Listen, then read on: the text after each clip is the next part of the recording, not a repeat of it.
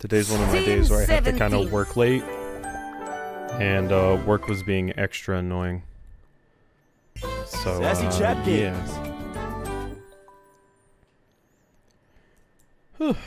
Date right. everything. I will befriend everything. Hey Hemlock, hey Knife, hey Oodles, hey Heart Trip, hey Topodic, and hey Leafy. I think that was everybody. I think that was everybody. Alright, continue. We will see what we can do.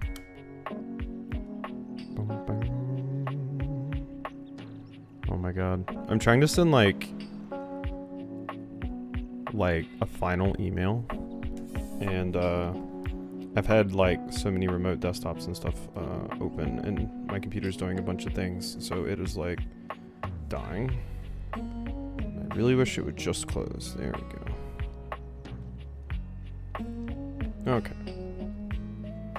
Now we are good.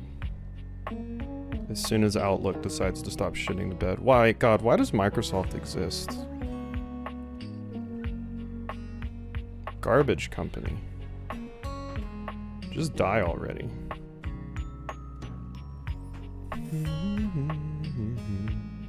You also do the quasi typing when it comes to email?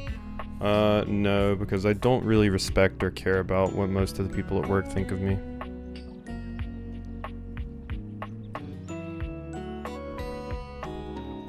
I only do that in spaces where I care what people think.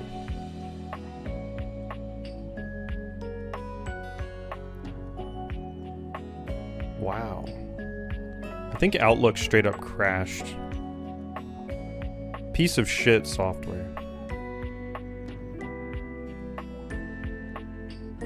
I swear, I consistently have the most issues with Outlook. It's such a garbage service. Pretty much anything in the Microsoft suite is, but God, I hate Outlook.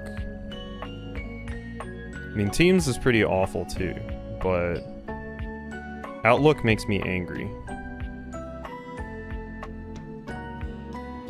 Oh, so angry.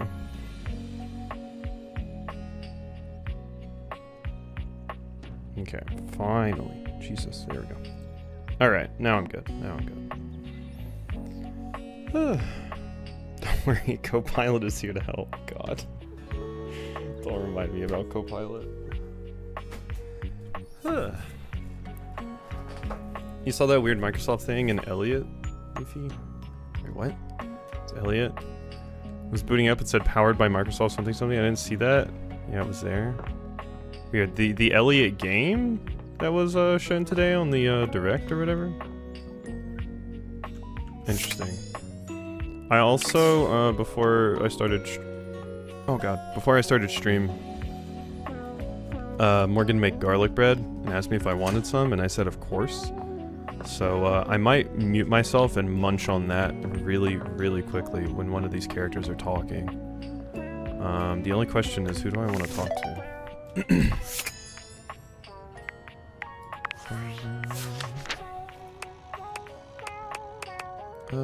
Gwendolyn. We haven't talked to Phoenicia, sure. Hey Phoenicia, how you doing? Alert! Device overheating. Self-shutdown in progress. Oh god, please don't talk to me about that right now.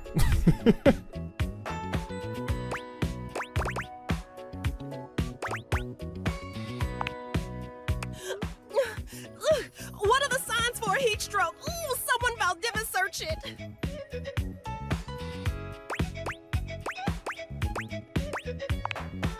Ooh, do you have any idea how stuffy it is inside a pocket? Air! I need air! Cold air, a vent, a fan, ooh, a freezer even. Ooh, quick! I can't afford to lose another camera lens.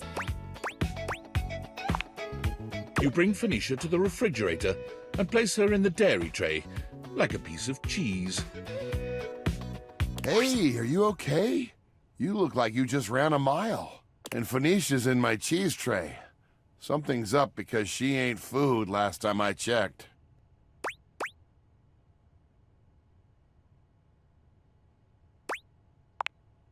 That's what I'm here for. What's going on? She's overheating again? Phoenicia, you know you can't keep going like this. You need rest. You have to. Could we save the lecture for when I'm not 10 seconds away from self-destruct? Come on, come on! Oh, come on! I've got dead pixels popping up all over the place. No, no, no, no, no, no, no, no, no, no! I'm too young to need a screen replacement. This cheese tray is not cold enough.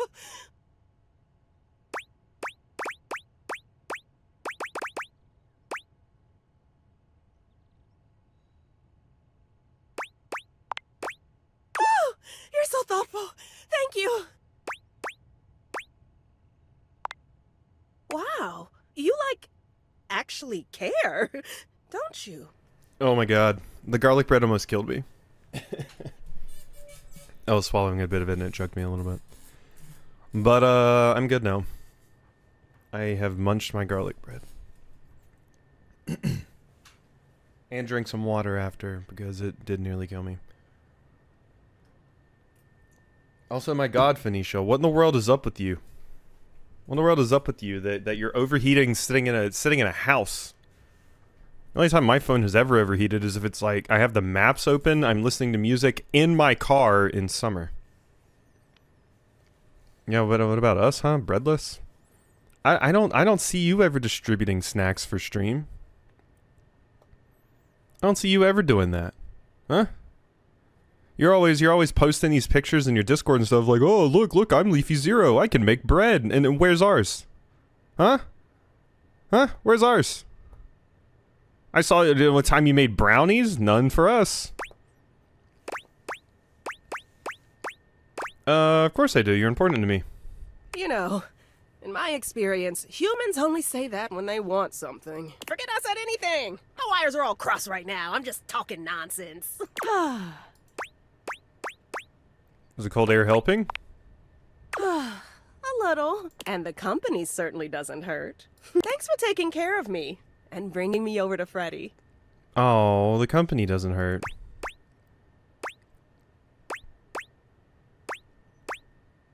Anytime. I like taking care of you. Ooh, careful. I just cooled down. You're gonna get me all fired up again. Better not chance it. I'm already on full blast. Hey, sorry, Freddy. You're right. Yeah, you're sitting here flirting with me and Freddy is just watching. And I'm sorry I snapped at you. You know I can't think straight when I'm in full meltdown like that. Ew, edges? Edges are great. That's okay. I'm just glad you're feeling better now. This has been happening a lot more lately. You need to start taking better care of yourself. You're right. I really should invest in a more breathable case. Oh, what can I say? I'm a divisive habit. But I'll get right on it. Thanks for looking out. Is it normal to overheat this much? It's kind of, complicated. Yeah, Morgan, that's the same, brownie pan Leafy has, because when I saw the picture, I'm like, ooh, Morgan has the same one. Shut it.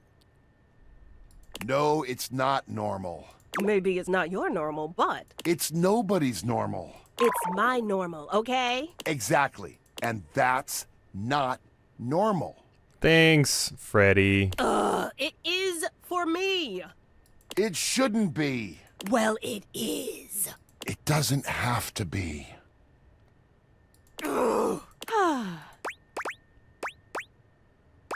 So, do you want to talk about what's going on? What? Nothing's going on. That was a long what? Then why do you keep overheating? Oh, come on. I already told you. It's just that damn battery. That's just the lot I was dealt in the factory. We've all got our faults. Microsoft Azure for large server shit. Yup. That should be covered under the warranty. It could send you in for some maintenance. Well, that would be great, you know, if, the warranty hadn't already expired. It did? Yeah, a bummer and a half. And you never got back to them about the extended warranty, so we're both just out of luck on this one. Oh, damn. Anger. Extended warranty sucks, and They usually make you pay for it and sign up for all sorts of shit. It's awful. It's awful. Maybe they just made phones where you could replace the fucking battery easier, like they used to be. This wouldn't be a problem, Phoenicia. Why are you getting mad at me? It's the company that made you's fault. And that's really what you're going with? A degraded battery? Yes, because that's what it is. Mind your business. What is it with all the damn questions? Jeez. What was it before that? A faulty sensor, right? A bad charge can cause a lot of issues, even for someone without a weak battery. Oh, and before that, it was the spyware scare. You even blamed a system update once, I think. Those take a lot of power. Phoenicia, you need to start being honest about what's really happening here. If not with everyone else, at least with yourself. iPhone issue? Oh, it's not just iPhones. There's a lot of Androids where they make it an absolute pain in the ass and a half to replace the battery. I miss just being able to pop my battery out of my phone. Enough! So I've got a few problems. Who doesn't? It's not like it's affecting my work, right? My brand is bigger than ever. I'm doing crazy numbers every live. I've got offers and sponsorships pouring in, and everyone loves my content. How could I not be good? Just look at the comments on any of my videos. You're amazing. Your tips have saved me so much money. Thank you.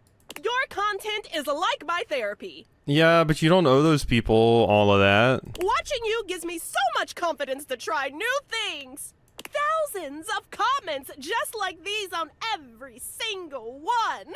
Do you talk about the comments that are incredibly horrible and make you not want to read the comments? Because those probably have an effect too. I'm helping my viewers. They need someone to look up to, and they chose me.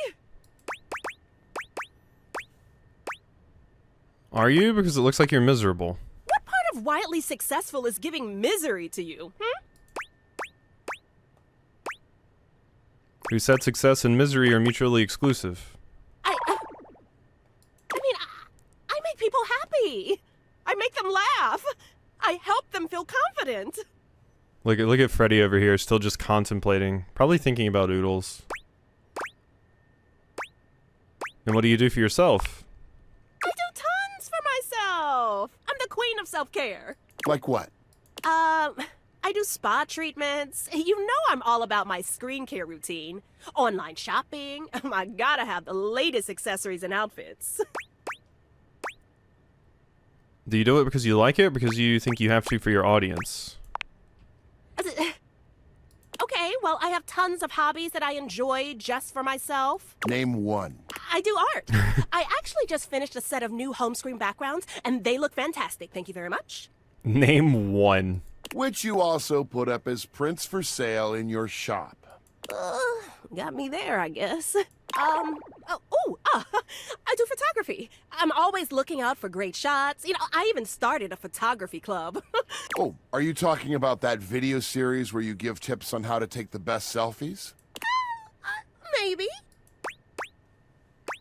Any hobbies that you don't also film or turn into content?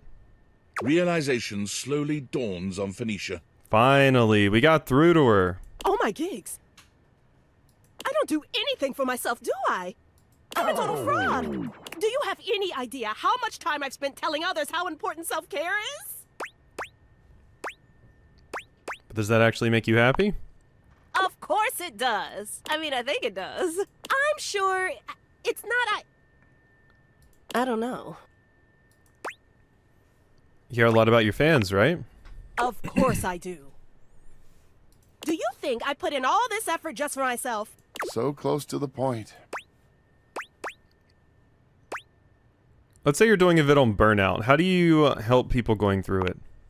Well, the only way to really deal with burnout is to rest. Did you know? Sometimes it can take years to fully recover, especially when you're trying to force yourself to just push through it. I'm aware, Phoenicia. The harder you push, the longer it takes to come back from it. Your processors can only take so much without rest. Oh. What's the meme? Oh yeah. What's wrong, honey? You've barely touched the advice you give to others. I think we've had a breakthrough. You're right. About all of it. I just didn't want to see it, but you're right. I've been pushing so hard for so long. My followers mean everything to me. But it can't be my everything, can it? It shouldn't be. You deserve more than that. I deserve more. I think I need some time to think. Hey, come by later. I'm gonna shut down for a while. Yeah, that's a good call. Somebody sound clip that for Oodles. See ya, Freddy. See ya. Just sound clip it and send it to Oodles. It just says freddygrowl.wav. Give her the wav. She deserves the wav.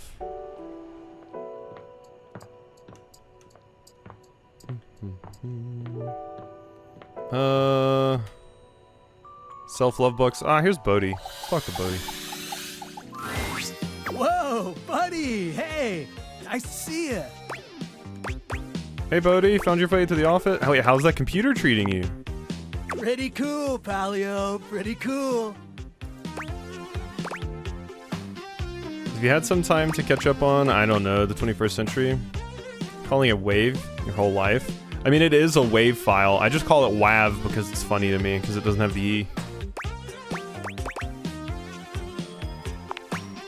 Yeah, there's a lot. It's all a little overwhelming. Overwhelming makes sense. Is there something that you're still psyched about? Movies, movies, movies, always and forever, my dude! Oh yeah, I love 80s flicks. I don't know many. This is the answer. There are so many classics! Cindy Bandana Jones, E.T., Ferris Wheel Bueller's Day Off, Fast Times at Fridgemont High, 17 Candles, Grill and Shed's Excellent Adventure! I recognize Cindy Bandana Jones, E.T., Ferris Wheel Bueller's Day Off, Fast Times at Fridgemont High, and that's it. Yeah, they're fantastic. Right? So fun! Okay. What are your faves? Beverly Hills Stop Sign, The Princess Slide, Do the Right Things, My Neighbors Stay at Home. Beverly Hills Stop Sign, I think, is the only one I recognize. Do the Right Things? Is this all the right things? Do the Right Things. Oh, so poignant. Love a Spike Tree joint.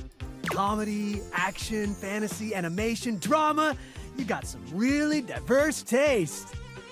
No, I wouldn't recognize Princess Bride. Not at all. Like, if somebody mentioned it, I could be like, oh yeah, that's a movie that exists, but it's not one I would think of off the top of my head. Thanks, Bodhi. Heck yeah! Sick guitar. You know what? That's actually something I've discovered about your time that I think is pretty rad. You've got so many different kinds of faces now. You've got all these different personalities and perspectives and stuff.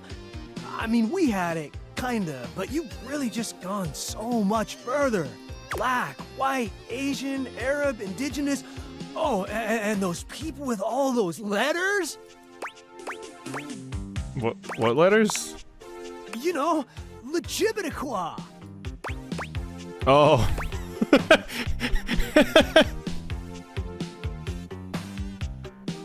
Yeah, the Legitimiqua, they were still around, you know. they were still there. Don't worry about it, Bodhi. Yeah, that's the one. Oh, there's a lot to learn there, buddy. Believe you me. I love my Legitimiqua community. Hey, I guess that's something that your internet is great for. Learning stuff. It's amazing. Yeah. I was so much of my own time, I didn't even realize how pale things were looking in old Hollywood. I still love my movies, but sometimes now when I see the jokes, the humor is way tough on anyone that was different. Yup. Maybe your generation doesn't have flying cars yet, but you're making stories about people I never thought I'd get to know, and that's definitely bodacious. 80s movies are still great. It's healthy to be able to enjoy things and also know they aren't perfect. Yeah, this is true. Yeah. Oh, that's a great point. You're right, compadre. Anyway, it was really nice talking to you. I've been pretty lonely for a while. I get that. Could have fooled me. You're super nice, and you're insightful, and you're funny. I don't know. I'll bet you're pretty popular. Can't relate. Oh, it doesn't surprise me. You are way too cool. Smart, funny, nice. I bet you go on tons of dates. Anyway, great hang. I don't know, I'm gonna Bodhi. cruise around a bit, see some more of the house, and catch up on the 2000s. Later, Gator. After a while, crocodile.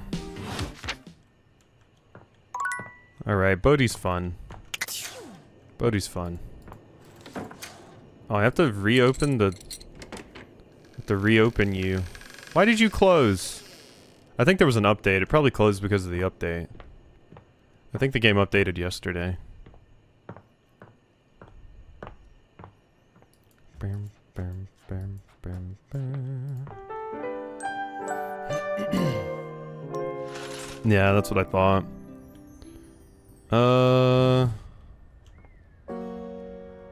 Congratulations on your Switch patch. It's so unfortunate, console patches, because the, you know, the console makers and stuff make it such a pain in the ass to put them out. It's better than it was on, like, the 360 and stuff, though. I remember then hearing, I might be misremembering, but it was something, oh, there's Bodhi again. There was something to do with, like, with Microsoft, like, your first few patches were free, but then you start getting charged for the patches, basically.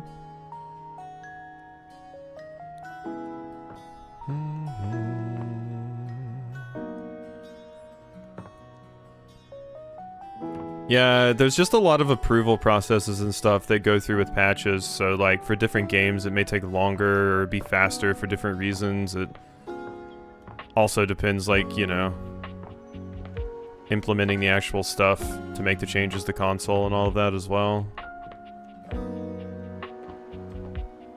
There's a lot of it I'm sure I just don't get.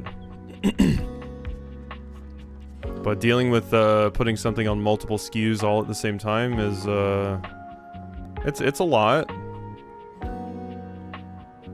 It's probably why a lot of games come to like Steam first, and then later are like, okay, we'll do the console releases, because their PC version is, you know, pretty much good and stable at that point, and then they can focus on getting out the patches and stuff for the console versions once they launch. I still didn't find you. I need to... Oh, wait, no, I do need to talk to Mateo. That is right. Hey, you're back!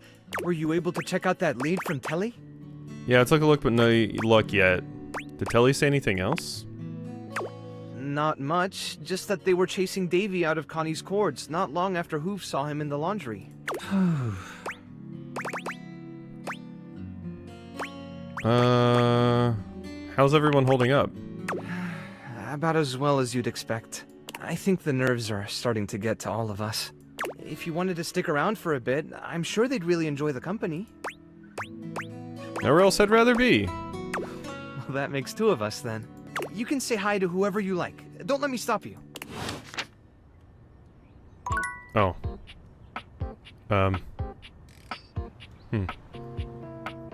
Okay. I'm gonna go over here and talk to you. Wait, what is this? This random spring. Was this always here? I already talked to this object today. Is that an animal? Is that what you were talking about? Did you set some animals out? Because I imagine an animal would just count as Mateo. Okay, well, let's talk to Luna, because I'm guessing there's something to do with you because your cords. My sweetest Yael. I bet it makes you happy to hear me say that. I haven't forgotten you. Telly said Davy might have come this way. She ignores you entirely. What? Okay. kind of rude, but all right. That was so weird. Why though? What? What? Okay, let's go talk to Hoove, I guess. Let's go talk to Hoove. Let's go talk to Hoove. Are you bothering me again? Sorry, but I just really don't have time for this. So stuffed to the brim, I can barely think, let alone work. And the house is a mess. Crime scenes are going uninvestigated every day. So, why don't you just leave me alone? Wow, everybody hates me today. Can we do anything about this? Maybe you could have, but not now. What did I do? I'd rather just be alone with all this stuff on my back. What? What did I do? You suck. What the fuck? The last time I talked to Hoove, the only thing that happened was... Hoove was like, "Oh, I need to empty some stuff out of my vacuum cleaner." And I was like, "Hey, Hoove, maybe you should get rid of some of the stuff from your vacuum cleaner." And then he said, "No, that has sentimental value. I want to keep that."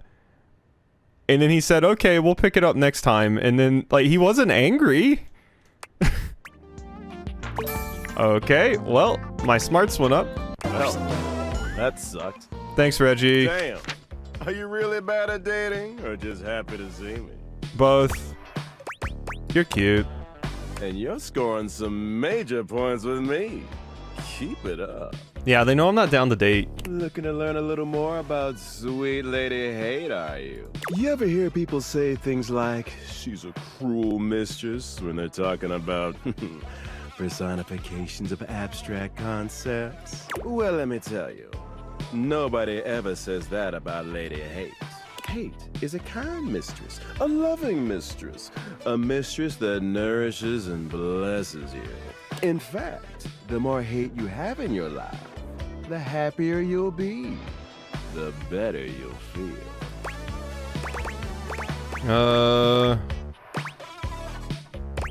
I know more people devote their life to hate than... Look around you, kid. Why do you think the world is so evil? It's because hate rules, and all the most powerful people know it. Yeah, I guess you can see that. Look, I only want the best for you, and the best thing for you, for me, and for literally everyone. Hate, baby. Come back anytime you want to hear more about hate. Okay, bye. Still don't know what was going on with you, Hoove. The last time I talked to you, things didn't seem that dire. But, I guess that's another one to cross off the list, huh? So... Guess we're done there. Hey, Phoenicia. You're really something special. You know that? I don't think I've ever had a friend who looked out for me like that. Yeah, friend. As soon as things get serious, might as well be talking to myself. They never really listen, and they sure as hell don't put in effort when there's nothing in it for them. But what you said before really meant a lot. I'm gonna take a break from socials for a while, I think. A real one. I'm not even gonna post about it before I do it. Just log off and start fresh. Try to enjoy my IRL relationships for a while. Yeah, that can be good. Assuming you have the IRL relationships. Any relationships in particular? Ooh, I can think of at least one that's pretty important to me right now.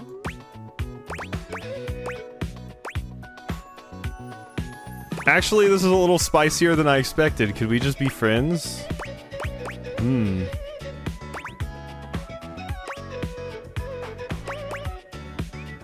I would say, does that include me? Honey, you're the whole damn list. How do you do that?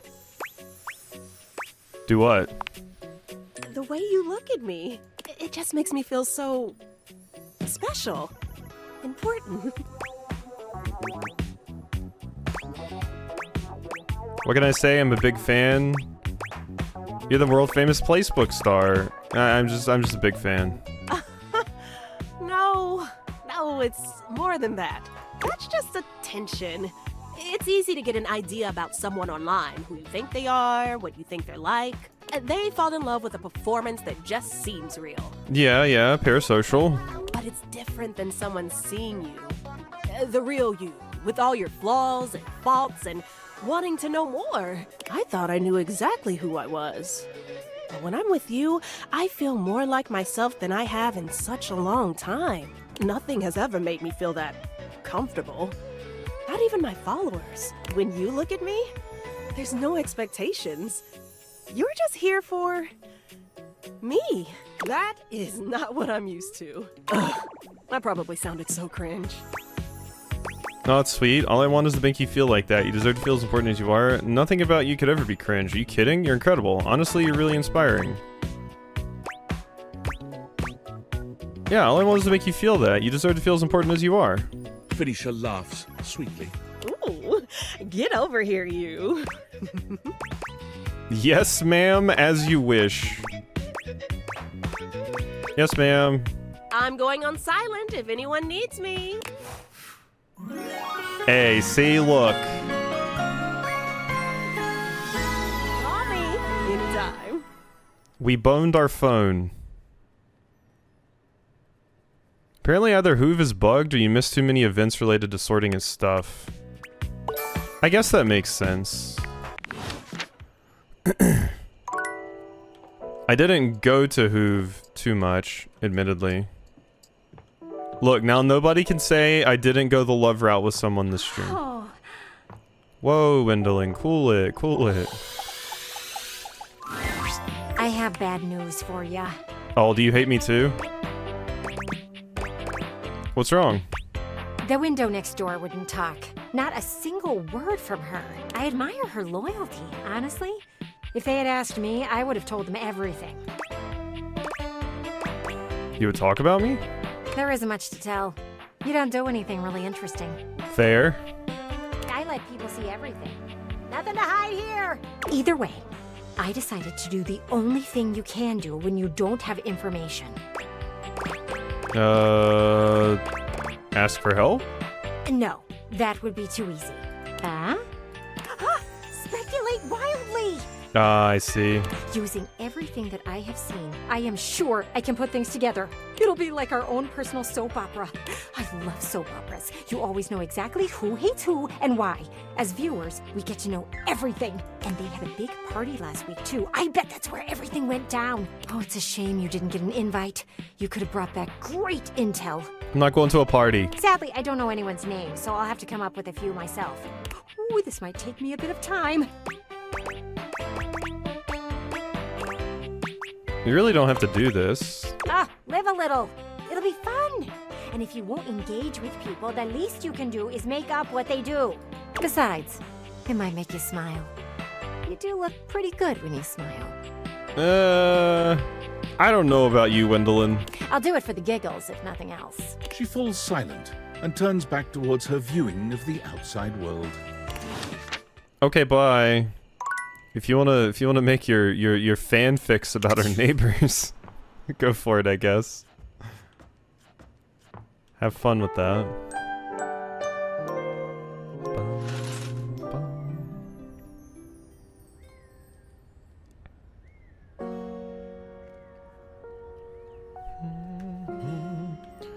Okay.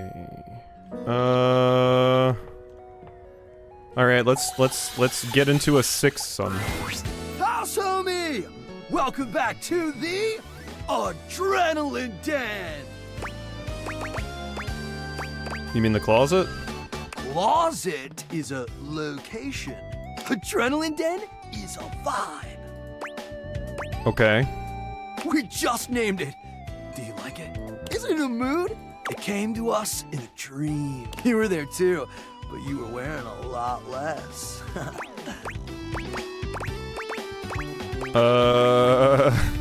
Why Adrenaline Den? It's an epic haven for thrill seekers, a sanctuary for those amigos living life on the edge, a place to relax and recharge after an eventful day riding the slopes of the stairs or the waves of the bathtub. Thanks for the heart. Or down the chimney. So, if you're looking for a comfy pad to crash with some extra comfy bodies. Yeah, somebody's really into the sixsome. You know it. You know it.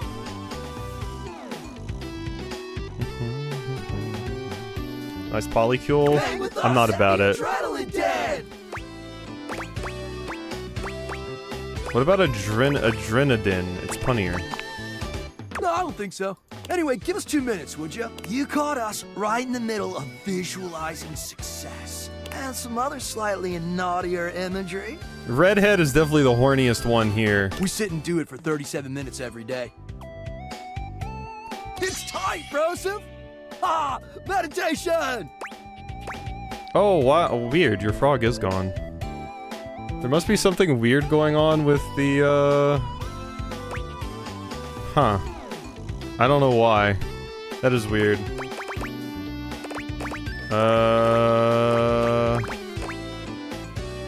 Meditation? Ah, sorry to have bothered you. Ah, no bother, homie. We love it when you come around. And you're just in time to join us. I could look into fixing it after stream. We're going windsurfing! Yay! What's that? Oh man, it's so gnarly! We're gonna bring our sailboards down from the bathroom. Ask Jean-Lou to hit a flush, and let her rip! Boom! Instant sailboarding! Wicked! Sounds epic. Oh, for sure. Honestly, it's also a little dangerous, but just the right amount of dangerous. Oh yeah! So it is dangerous? Listen, Red Bull always makes sure all of our adventures are exhilarating and epic. Who's Red Bull? And above all, safe. Always safe. Super safe, fam. No cap. No cap. Yeah? Tell that to Hank number 6. Oh, there used to be a Hank number 6? Wait, what happened to Hank number 6? Nothing nefarious, if that's what you're asking. Doesn't sound like nothing. Look, Hank number 6 just isn't around anymore, okay? He's gone. It's all good. Promise. Oh no, Hank number 6. Is he somewhere else in the house? Yeah, sure, probably, totally. Anyway, enough about that. Oh. What's important is, are you gonna be joining us on today's epic windsurfing activity? Are you? Alright, himbos. Sure. Wicked tight. Just remember to stay low, feel the wind, and ride those waves. Ride them like you really mean it. Let's go shred it up, dog! So I have to go talk to Jean-Lou now, or? I feel like something weird was going on with like some of my folders and stuff. I hope my my drive isn't being weird, because I felt like something weird was going on with some of my folders earlier, and maybe that's part of the issue with the case of the missing frog.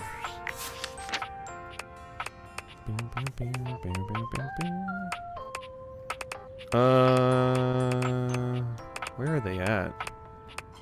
God, there's so many here I'm missing. Yeah, my drive is related to Raxby's PC issues. Wait, why does Raxby's PC...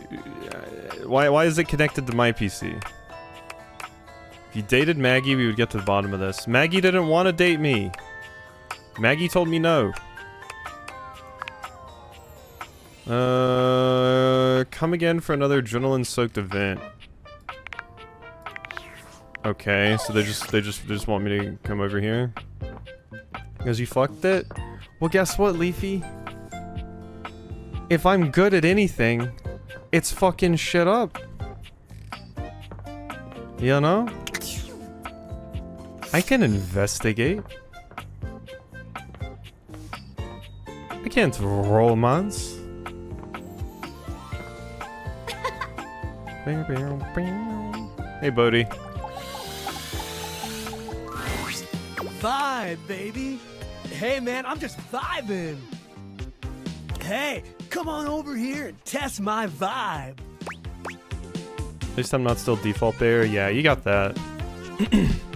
If it is something weird going on with that folder or something on my end, Bugs would probably be messed up too, because she also has a custom one. Buddy, you doing okay? I am so good. I've been researching and checking out the house and generally vibing on all these new decades. What are you doing in the dining room? Oh, you know, just vibing. Hey, am I using that right? I've been practicing a bunch of different uses and sentences and stuff, and I don't know. It sounds weird. Yeah, you're getting it mostly. Whew. Okay. I've been chatting with Rainey. She's been playing some tunes. I dig that you have a record player. Old school. I've been listening to some of your new music, too. I like it. Well, most of it. Oh yeah? What kind of music are you into? Oh, wow. There's so much stuff I like. Pop, punk, rap, R&B, rock, soul, even disco. But don't tell anybody. As an 80s guy, I'm supposed to be pretty strongly opposed to disco.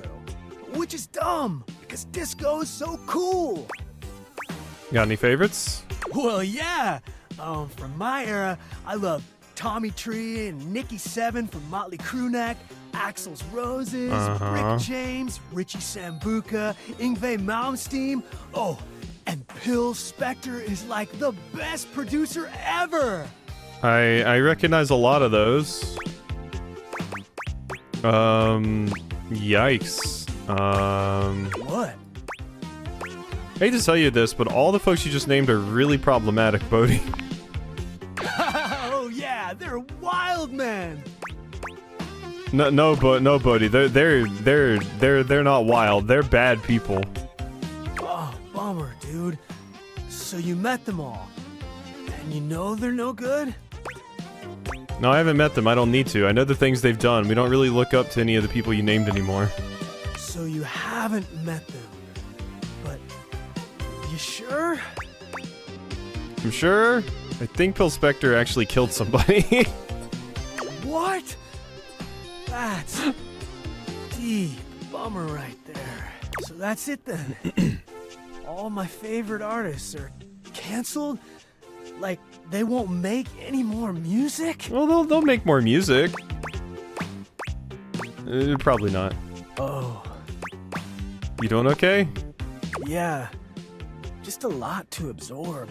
Kinda hurts that a lot of my icons turned out to be bad people. Yeah. It's confusing, you know? My generation is having a lot of conversations about separating the art from artists. You can still enjoy the songs, just different awareness, I guess. I get it, still happens today, actually. We just find out about it a lot faster. Sure. Well, sounds like the music industry had a lot of issues. But hey, at least my favorite actors, authors, sports stars, and comedians are okay, right?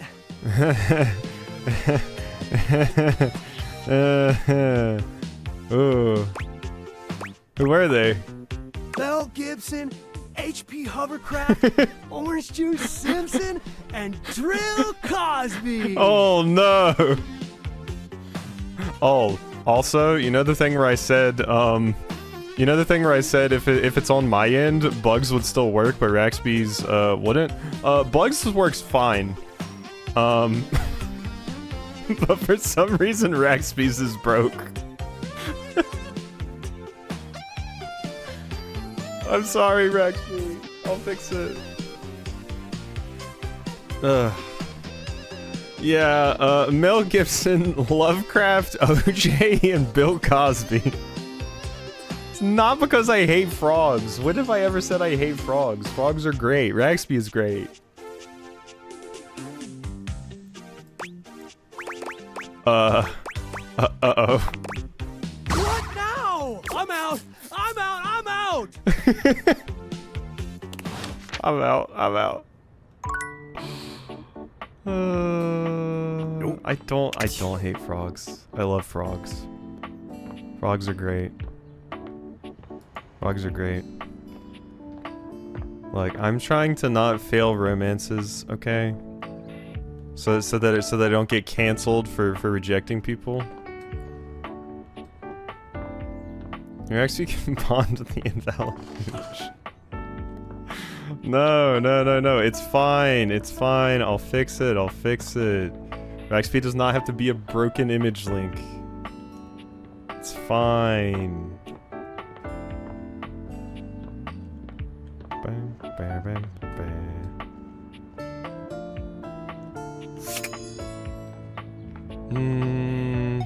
Who are we talking to? Welcome back. See, this is why I don't cater to Raxp. Yeah, right. Shut the fuck up.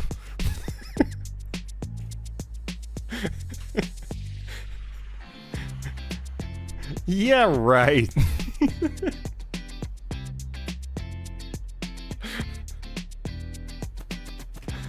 Not a broken person. I didn't cater to Raxp, alright? Bugs and Raxp have unique images because Bugs was like, ooh, I want to be this specific villager. And I was like, yeah, done. And then I showed Raxp the Animal Crossing thing and they were like, can I be the save frog? How can I say no to that? How can I say no to Happy Raxp asking to be a save frog? It's impossible. Hi, any luck bringing in new customers? Not exactly. Sorry, Queen. I guess buzzwords don't really work if no one knows what they mean. You'd think with all the time people spend on social media, they'd be better at reading. I guess not. Wow, get fucked, Leafy.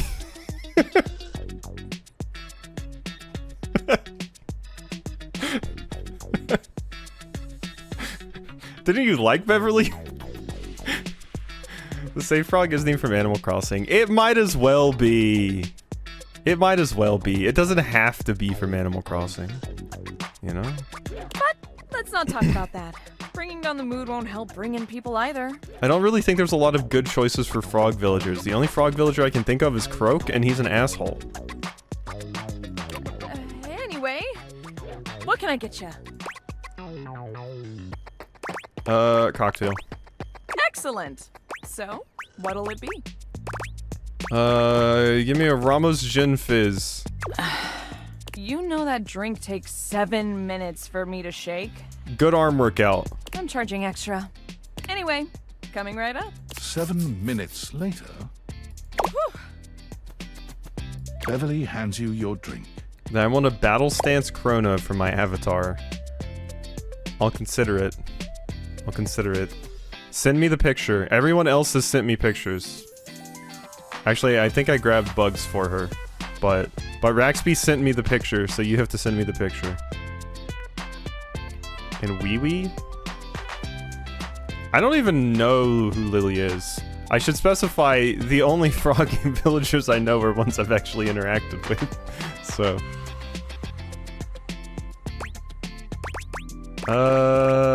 Thanks, Bev. That wasn't very good. Pour it out in front of her. Oh my god. Honestly, if I did that, she would have total rights to just break a glass over my head. Thanks, Bev. No problem. It's not like I have anyone else to tend to right now. It is painfully obvious that I am no wordsmith. So maybe my ads need to be more visual. We need something that makes the others feel like they have to come inside. What could it be?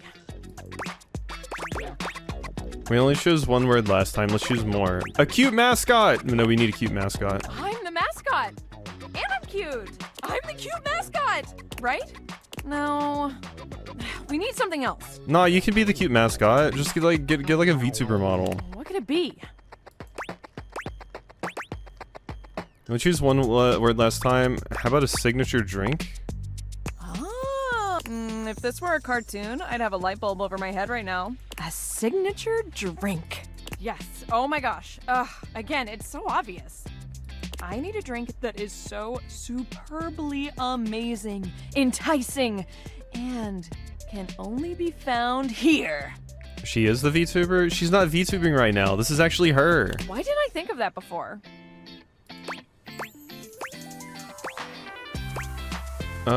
It wasn't a dialogue option. Oh, sure. Blame it on that. Will you help me make it? Or at least be my taste tester? Yeah. Tasting, drinking, imbibing, I'm all for it. Same here. All right.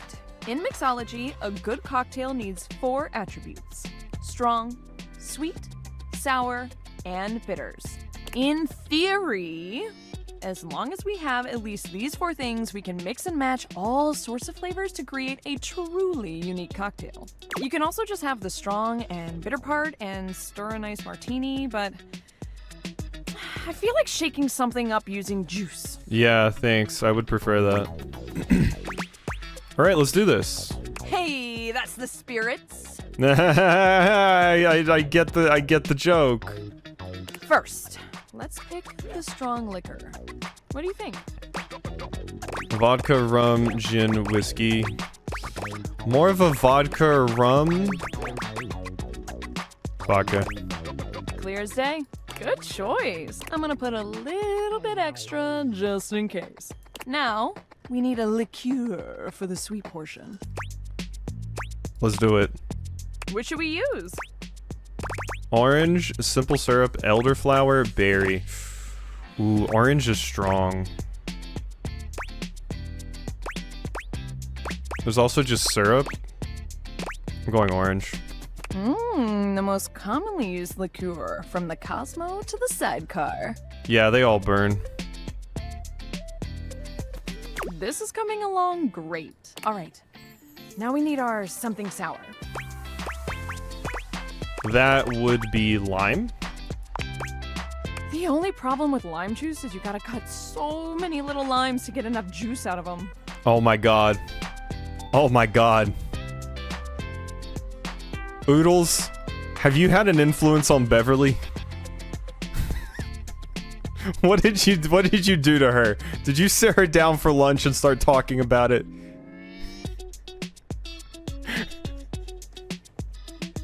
Oh my god. I just saw Oodles and Beverly in the same room. Lime suck, take that back. What did I miss? Oh, Mlock, the Doka extended universe lore is so extended. When Oodles was playing a horror game with her friends, they were all sitting there trying to solve puzzles and deal with monsters, and Oodles just randomly out of nowhere said, "So have y'all squeezed any limes lately?" And they were all sitting there silent for a few seconds like, what the hell? Huh? And then they're all like, what does that mean? And then one of them was like, is that a euphemism for something? And then, yeah, it was a whole thing. Yeah, send the clip. That'll be better. And buying drink mixer stuff because I discovered they make super intense ginger soda for cocktails, but you can just drink it. Ooh. But it's worth it. Yeah, Almost limes are done. good. Now we need bitters. Sounds good. Which one should we pick? Classic with trademark name, chocolate, celery. The classic one with the trademark name. Ah, yes. Who could forget that one? So popular that when most people think of bitters, they only know that little white bottle with the oversized label. I wish I could have made some stuff with, you know, some Irish cream. Yes. Now, what about a little finishing touch to it? Set that shit on fire, sugar around the rim, pour in edible glitter. I don't like sugar around the rim. I'll just take a simple lemon peel. Classic and simple. Plus, you get to smell the lemon as you peel it, which always helps me wake up. Our creation is born. What should we call it? Throat burner, beautiful Bella, fruity cutie, sweet old Jack. I like fruity cutie. That's gonna fly off the shelves. Yeah. I love it. It's got that dazzle we need. All right, let me mix this baby. Beverly sets to work shaking up your beverage, pouring it into a glass and pushing it across the counter towards you. Okay. Moment of truth. Drink it down and tell me what you think. Be honest. I would like to remind everyone that somehow Leafy screwed up dating Beverly. Drink it all in one go. Like, what'd you do? Pour out drinks in front of her? Perhaps that wasn't the best idea. Your vision tunnels. and you feel yourself beginning to wobble. I mean, that was the only option besides pour it out, so... Whoa, hold. Are you okay? Whoa. I'm sorry, I'm out. I've never even gotten drunk before, You're definitely not sure how passed long you've out. been out, but you wake up to Beverly looking down at you with deep concern. She helps you to your feet. How much vodka did you put in this? Hey, buddy. How do you feel? Ooh, I guess I put a bit too much liquor. Way too much. You tried to kill me? I'm sorry. I was just so nervous about you not liking it. Because, I mean, if this doesn't work, I might as well call it quits for real this time. I figured if it gets people so drunk they couldn't tell the difference between good and bad, it would work out. That's not how this works, Beverly. That was stupid. A little. So, you think I'm stupid? She laughs bitterly. I think I'm stupid. A big stupid failure. Beverly covers her face with her hands. You're not big, you're not dumb, you're not a failure. You are all those three things. You're not big, you're not dumb, you're not a failure. You're not a failure. I truly am, though. I am all the bad things and more. I try to be bubbly and fun like soda, but I just fall flat. Like flat soda. No one wants to be around me, ever. But drinks are literally everything I am. I am lost without the tipsy tumbler. You're spiraling, Beverly. It's gonna be What do you okay. do when no one likes the thing that makes you, you? I thought the customer was supposed to whine about it to the bartender, not the other way around. So this is why Leafy messed up the romance, because Leafy chose this option right here. You find the ones who do. Beverly sniffles, rubbing at her eyes. You really think there's anyone out there that would like a watered-down floozy like me? Sure. I mean, I do. Oh, why am I'm turning red? I'm not the one who drank that monstrosity. Okay. I'm gonna spend some more time tinkering with this specialty cocktail thing. It's not gonna mix itself, after all. In the meantime, do you think you could do some word-of-mouth advertising for me? I'm sorry to ask, but you're kind of the only mouth that can help me. Oh? How can my mouth help you? Please. This really, really might be my last shot. Thanks, Bev. Okay. We haven't talked to Dante in a while. Let's talk to Zuko and see how to riz people. Well, well, well. The enigmatic Amber returns for another lesson. You ready? Sure, what's it gonna be about? We're gonna stick with getting to know you, but it's time for a new kind of icebreaker. As you might know, ice sucks, so we gotta break it. No, ice is great. First off, what's the worst way to get someone's attention? Catcalling, unwanted touch, inappropriate comments, flowers. Catcalling? Right! That's just an insincere and unsolicited form of selfish flattery. And for what? Someone who does that isn't trying to get to know you. They're just being a creep. Okay, Dante's way better at this than Tony was. Sorry, Oodles. So the real question is, how do you start a conversation with someone you don't know in a respectful way that also shows you might be interested in them and hopefully makes them interested in you? Hell if I know, Dante. Hell if I know. I've never had a relationship, friendship or otherwise, start with someone because I just randomly started talking to them about things. That doesn't happen. Not for me, at least. Tricky, right? Every single time I've had a date or something like that, it's been usually on dating apps where we both know what we're getting into. That's what we're gonna explore today. You're really passionate about this kind of stuff, huh? You ain't lying. I am fire, after all. A flaming hot, hopeless romantic. You know what I've seen? How many proposals I've warmed? First date flirting in the living room, Valdiva flicks and chills, wine night cuddle sessions, bearskin rug rub-downs. Bearskin rug rub-downs? Oh my. Let's just say I've done my research on this sort of thing. And not to mention, well, I'd like to be in love one day. Anyway, I know about fiery connections. That's why I can help you. But nothing could happen without the icebreaker. And the icebreaker is observation and interest. Yeah, I had to do that a lot on dating apps. Being interesting is hard, but you gotta make an effort. Interests. Right. It might seem basic, but first you gotta notice them. But not just that. You can't be like, oh, they're hot, I'm gonna go talk to them. Nah, yo, you gotta really take them in. What's their demeanor? How do they look? Are they with someone? All that and more. Then, use the information you gleaned to guess what they might be interested in, and lead with that.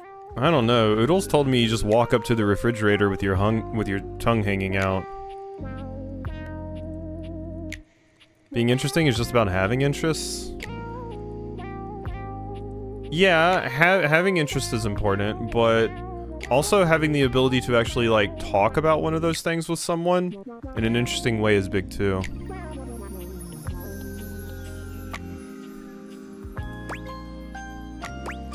Whoa. Alright, say there's somebody you meet for the first time and they're wearing merch of a show or a game or a book, you know? What do? Maybe compliment them on it, right? Instantly having interest and wanting to share them is 9/10 of the game. I've had a good fair few dates end poorly because I talked about my interest and they were like not into them, or there were a few times where I like didn't know what I was doing, so I would talk about myself a lot, and then they're like, you didn't ask about me enough. So yeah.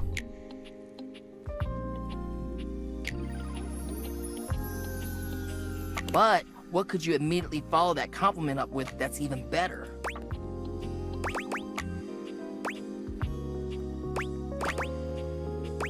Ask them who their favorite character is. That's a good one. Smile, gently ease into the topic, and you can build a great rapport with them really quickly. So, you learn about, or even better, share in their interest. Make them excited about it. Start that connection by talking with them about what brings them the most joy. What better way to build a friendship?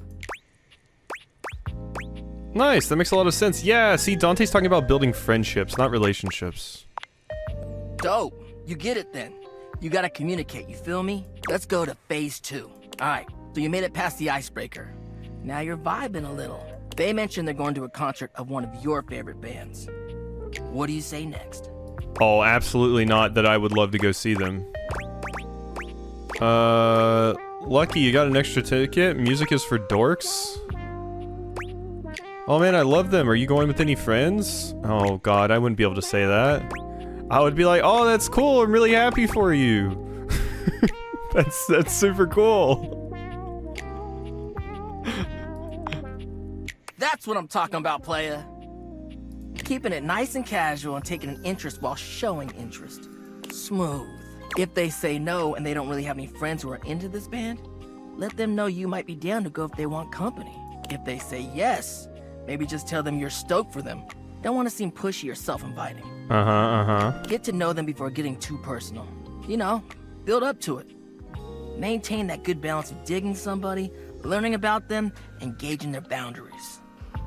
If they have a pin of Chopper on their bag, 9 times out of 10, their favorite character is Chopper. Maybe. But they could also have favorite characters in other media. Or the Chopper thing could just be something old. Or yeah, it could not be your favorite. Too much work, I'm just in it for the quick hookup. Sounds complicated. Actually, I have kind of a non sequitur question for you before I go. Oh, well, damn. Shoot, fired up. Are you so into love? What's your biggest pet peeve in picking up somebody? What aspect do you think is of love do you think is most important? I know the answer to this one. I know the answer to this one. Absolutely the most important. Well, it's about actually making sure you build a friendship with a prospective partner.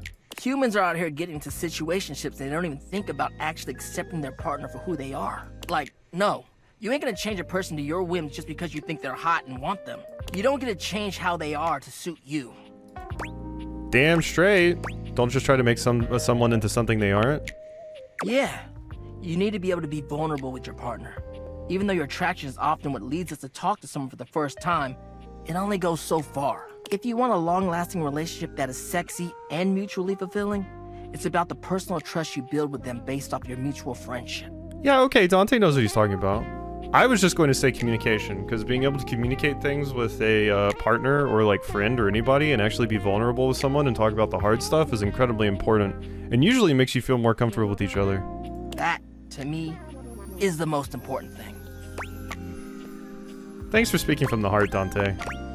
You mean hearth.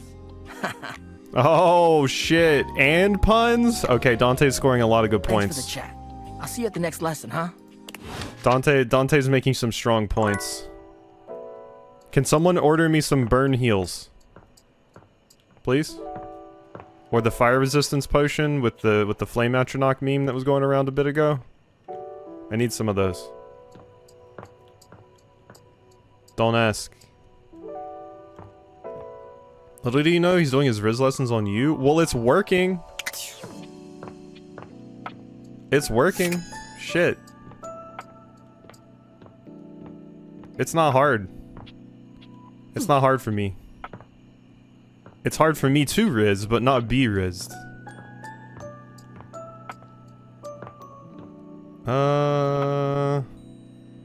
So can I go talk to Hoove again? Was that this morning that I did that, or was that yesterday?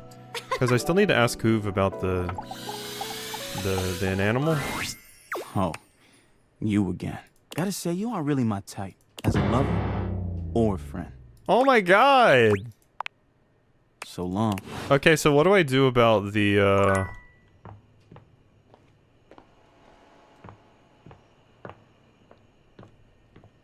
It's not hearth, you say. See? Look. Good pun.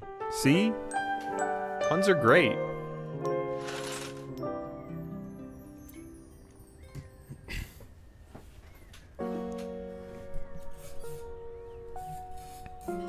The curtains aren't the same as the window, no.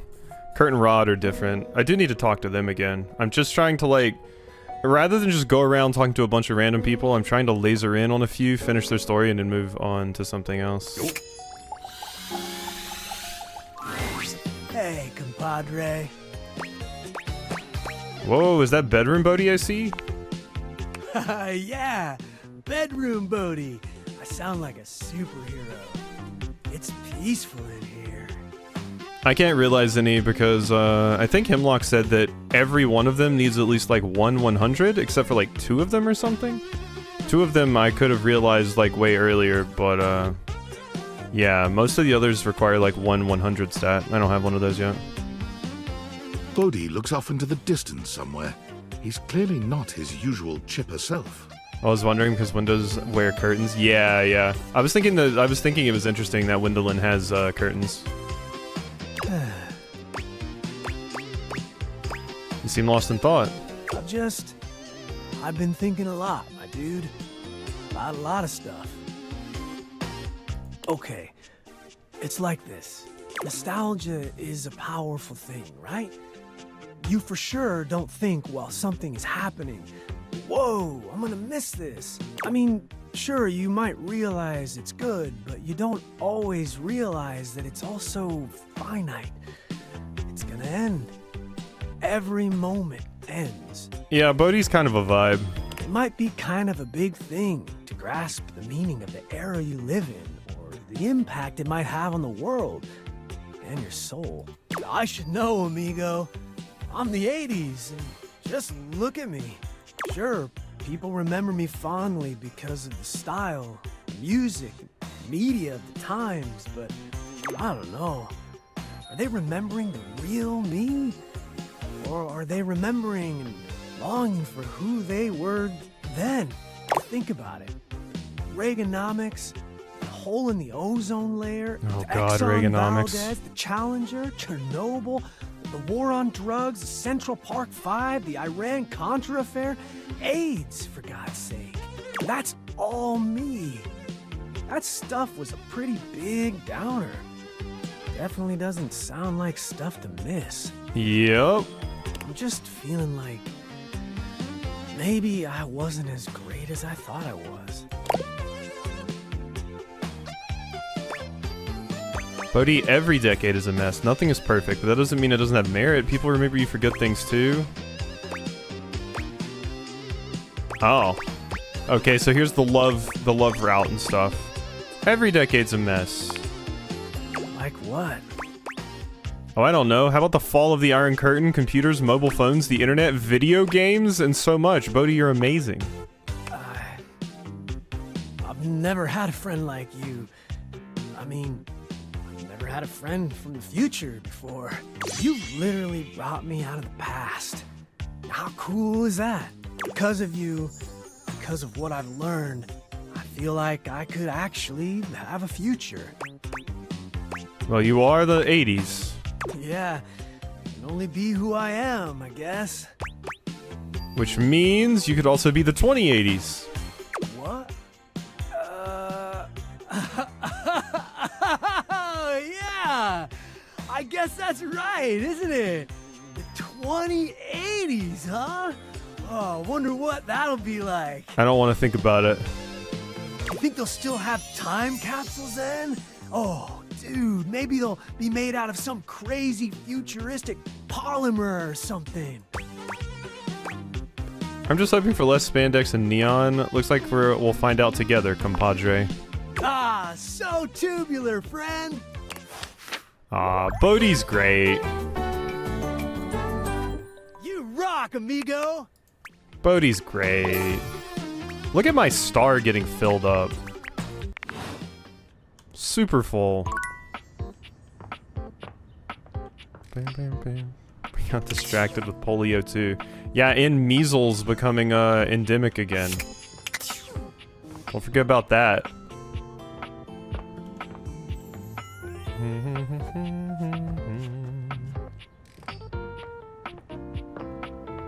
Stats are rebalanced, so I'm not sure how. I thought a few of mine looked like higher than before. Because I'm pretty sure I didn't have a 71 before, and having a 1 seems weird in general. Who do we wanna... I promised Chance to play DnD ages ago. Ages, I tell you. I'm gonna bone Dante. What do you know? The little pickup embryo is back for another lesson. Oh my god, starting with the pun. Oof. Oh, yeah. I hope you're ready for some more complex pickup strats. More ice breaking? What else could there be? No way. We're about to up the difficulty level. Last time we worked on what do you do if you have mutual interests like a show or a band. But what about if you don't have a ton in common right away? How do you get to know them then? Ask them about their interests and show a distinct interest in their interests? What do we talk about? Interests and... observations? Yes! Before you decide it's a boring tactic, just think about it. Sometimes small talk is a great fire starter. And look, I know not everybody is instinctually great at chit-chat, but like any great skill worth having, it requires attention and practice. So, let's say you were meeting me for the first time at a friend's party. What's stuff you can observe about things going on around us, or about the situation happening? Oh, how's the weather? Let's roleplay, shall we? Sure. I'll be me, and you be you. But you know what I mean. We're acting out the scenario. Oh god. Nightmarish. Okay, so I'm just standing around. Oops, oh man. Now we just happen to be standing next to each other, and we don't know each other at all. Aight, what are you gonna say? Oh god. Oh god. Oh god. No. I hate this. How do you know Ash, our mutual friend? Alright. Yeah, a little stiff, but you're onto something, homie. Damn. Great question to start out with. It's relevant to where we are. It's a good jumping off point. Dope. Anyways, back to the roleplay. Oh! I know them through our job. They're a great work friend. Always reliable. You could, rely on me.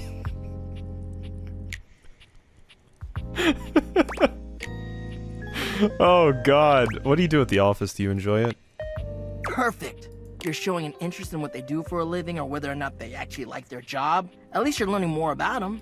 We'll end there. But you're doing hella well, little Cinder. Proud of you. So, anyway, before you go, any other non-dating advice questions you might want to ask about me? Actually, yeah. Fired up. What's your biggest pet peeve in picking up somebody? Damn, then, well, as you could probably tell from our lessons, it's this idea of being sleazy or douchey. As much as I love love, nobody owes anybody else a relationship.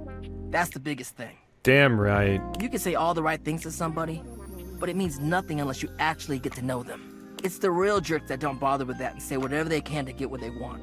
So, yeah, that's my biggest pet peeve, I guess. Yeah, that's that's wild to me. Super divvy, so I have to get to know someone very well and form a connection before any of that's on the table. So it's wild to me. I just straight up can't comprehend it. Makes sense. Of course it does. I have a lot of time to think about this stuff. Peace out, homie. Ozzy loves puns. Unless it'll get him laid, then he avoids it. What are you talking about? I already said I'm going to bone Dante. Dante's great. The vibes have to be right, and I have to have a vested interest in them. And usually the answer is we have to have a cute date as well.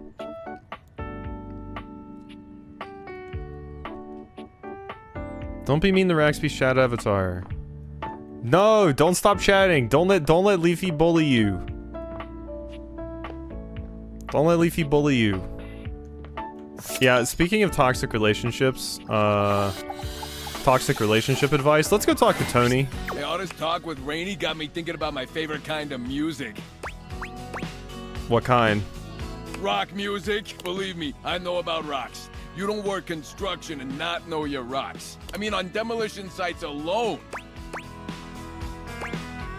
I got you a brand new from the store, Tony. When have you ever set foot on a demolition site? Tell me more. Sure. I had an uncle once, Uncle Tone. Your uncle was also named Tony? We're all named Tony. Everyone? Oh yeah. Your dad? Tony. Your brothers? One brother, Tony. Your great-great-grandpa? Big Tony. Your great-great-grandma? Tony, with an I. Same with my mom and all my aunts. Except my sister Conchetta. Anyway, my uncle. Conchetta? My Uncle Tone fell off a crane on a job. I'm talking 80, maybe 90 feet. Cracked, wide open, parts everywhere. Oh god. Holy shit. I know. I miss him every day. So sorry for your loss, Tony. Oh, he ain't dead. I think Twitch didn't have that show up in the chat box because it thought you were trying to do a command but didn't put anything there. So Twitch is like, what? A command?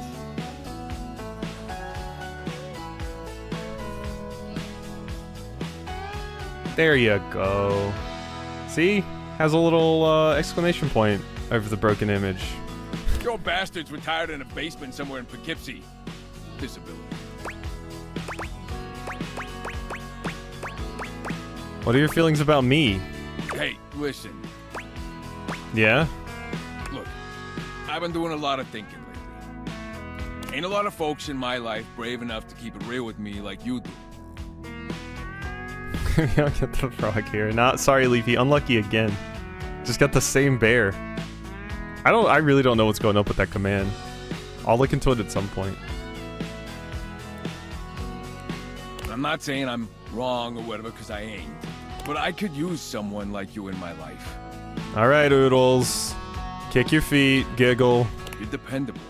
Like a triangle made of steel. Is that all I am? Dependable? Nah, that ain't it at all. I like you. A lot. You ain't just dependable and strong. You're hot as shit. And things are just easy with you. I don't even have to pretend to be doing nothing. I just want to be friends. Oh.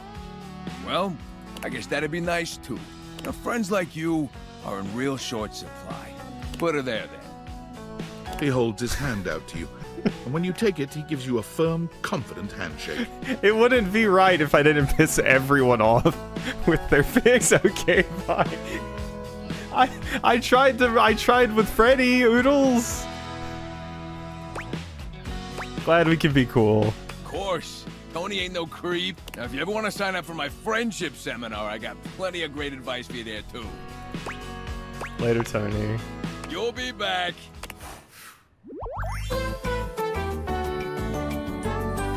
You and me, we're pals now.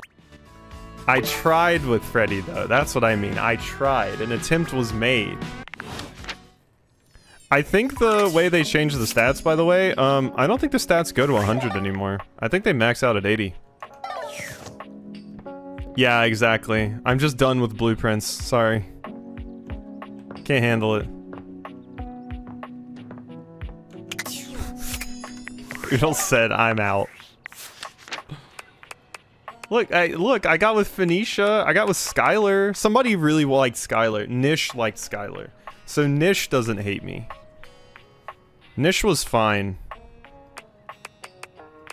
Nish was fine with that. Leafy hates me because I didn't try to make this a 3-party system.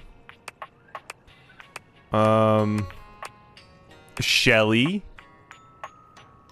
Well, you got Ragsby to hate you, so Nish hates you? Wait, how did I get Ragsby to hate you?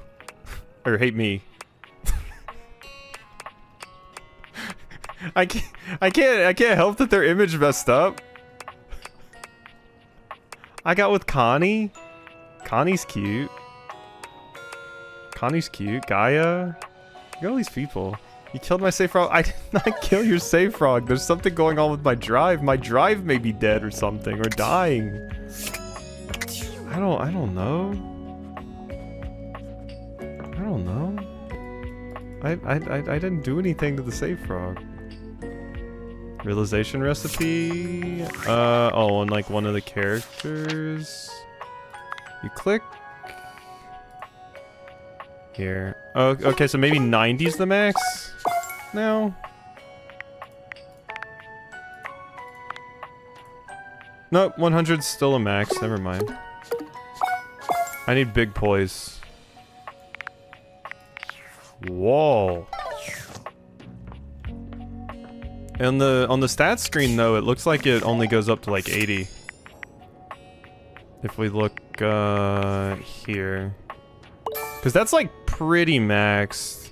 I guess 80, 90, 100. So no, never mind. I was like, I've nearly filled it up, but alright, we haven't talked to the Southern Belle in quite a while. There you are, sweetness. I was just thinking about you. Why was I on your mind? I told you to swing by, and I was wondering if you were gonna. I'm glad you did, because I just finished a shift. I have some time to spare if you want to talk some. Honestly, Dust Bunny's voice was more Southern. Actually. You work a lot? Depends on how up and about you are, really. The more you do, the more I gotta do. Oh no, I didn't know it was my fault. Ain't nothing nobody's fault. It's the kind of thing I love. I sit in here and I make sure everyone who needs some steamy attention gets it. It's what I'm here to do. Goodness, it's what I love to do. How long have you been doing it? Is this your sly way of asking how old I am? See, where I'm from, it's not polite to do that. Although, moving around by what people thought was polite and correct never really suited me anyway. Let's just say, I remember all the folks who stayed here before you. What were they like, if you don't mind telling me? If you don't mind me talking, I don't mind telling. Truth is, one of the previous folks who stayed here was super cute. Not me though. Engaged couple. Beautiful together. Both of them were. Well, can I give my honest opinion? Please do. Neither one of them was as cute as you. Oh, that's crazy. That's crazy. She must be joking, pulling my leg. Either way, they were here Good and they joke. set up home pretty quickly. River and I both liked them. They brought so much life into this place. That's how my brain actually functions. They took long showers together all the time. Just about tapped me dry, keeping things hot up there for them. As long as they weren't trying to do anything in the showers. Shower sex isn't that great. Although, I hear they didn't really need my help to do that. Why not? Bless your heart. Don't worry about it, all right? Winifred said, "Oh, honey, bless your heart." But they used to throw these big parties, too. Family was always over, and every now and then, they had this little kid who would come play hide and seek. Their favorite hiding spot was in here with me, so I would just hum to them. I think they found being next to me safe. I miss that little kid sometimes. Something happened? What? No. The couple just moved out eventually. You think about them often? Now, when did this story become about me? You don't need to worry yourself about who I do and don't be missing. The past is the past, sweetheart. I don't live in that place. You don't make it as long as I have dwelling. How old is our water heater?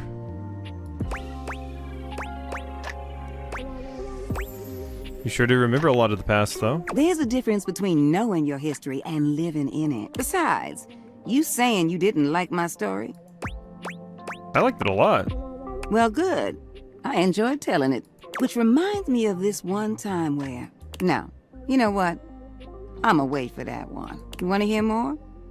You gotta come back. Besides, it's time I check in on my boy Washford. Oh, I know Washford. You like him? And you don't? Huh. What's not to like about that hunky man? He's just one of the hunkiest hunks that ever did hunk. Ooh, the way he calls out to me when he needs some of what I got. Oh God, Winifred's horny. Well, it's enough to get me bubbling. I bless the day you wheeled him into this house. Drysdale's all right, but Washford? Winifred fans herself with one hand, beginning to lose herself in her own fantasy. I wouldn't mind going through a couple of cycles with him. Gee, okay, we get it. Ooh! I think I said too much.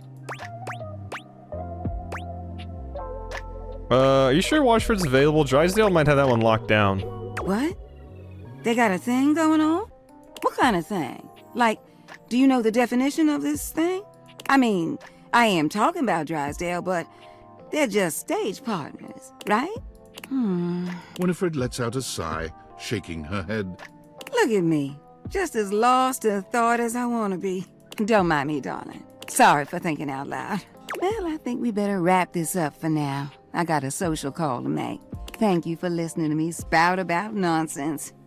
But listen, I got more stories for you if you ever want to hear them. I love sharing them with you. I'll see you around, sweetheart. Oh, she wants you in the cuck chair? I think she just wants to tell someone about how horny she is. Which, you know. You can. I still don't think I'm particularly interested in her, but she can tell me about how she wants to take the washer on a 60-minute spin cycle. Bum, bum, bum, bum. There we go. Oh yeah, the Switch Tyrell game. yawns and stretches. He looks as if he might have been napping. That was a good one. It not only has a frog backpack, it's like a real frog. And it like, you use its tongue, you like shoot out its tongue for like a grappling hook and stuff.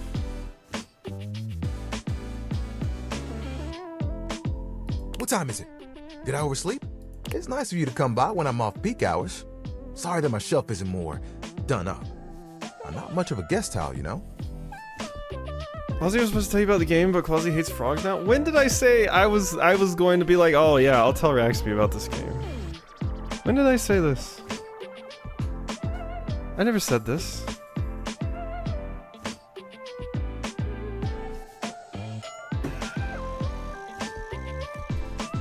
I hardly just send anybody random things. Alright?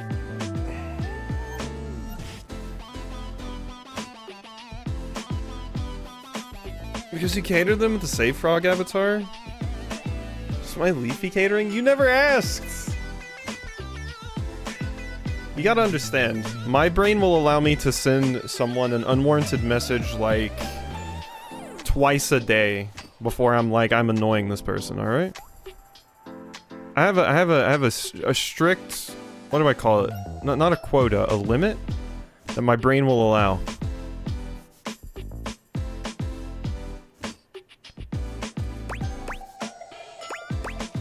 You could totally throw a party in this closet. It can be kind of hard since I'm not the only one who resides here.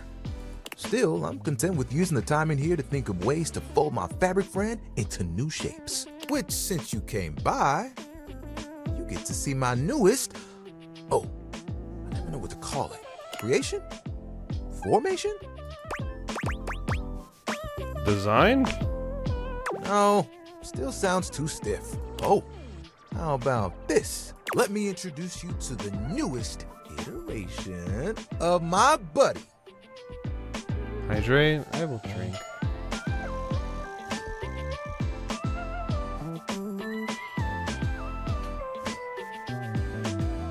Yummy water. Towel turtle. Tyrell holds his towel buddy out to you. A sweet, absorbent little turtle. Oh my god. It's my heart. It's so cute. It's so cute. Let me tell you, it took us a couple tries to get the shell just right.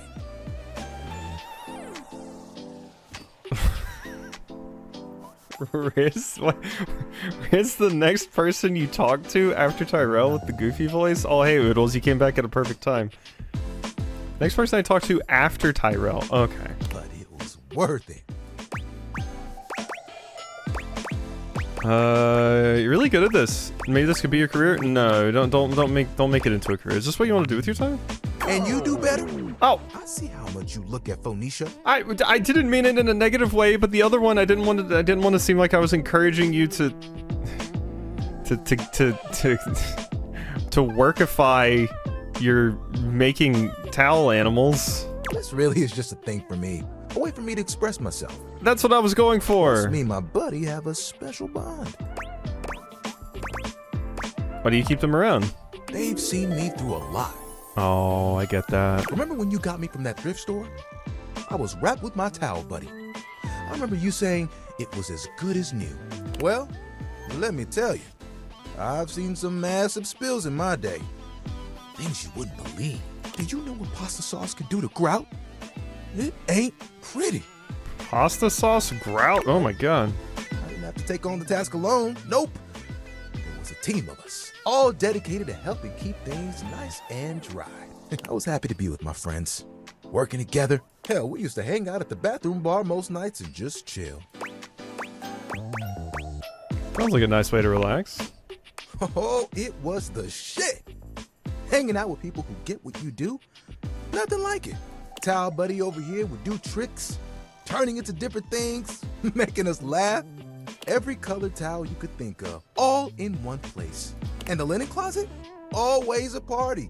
Sometimes it was so full, you couldn't get a shelf.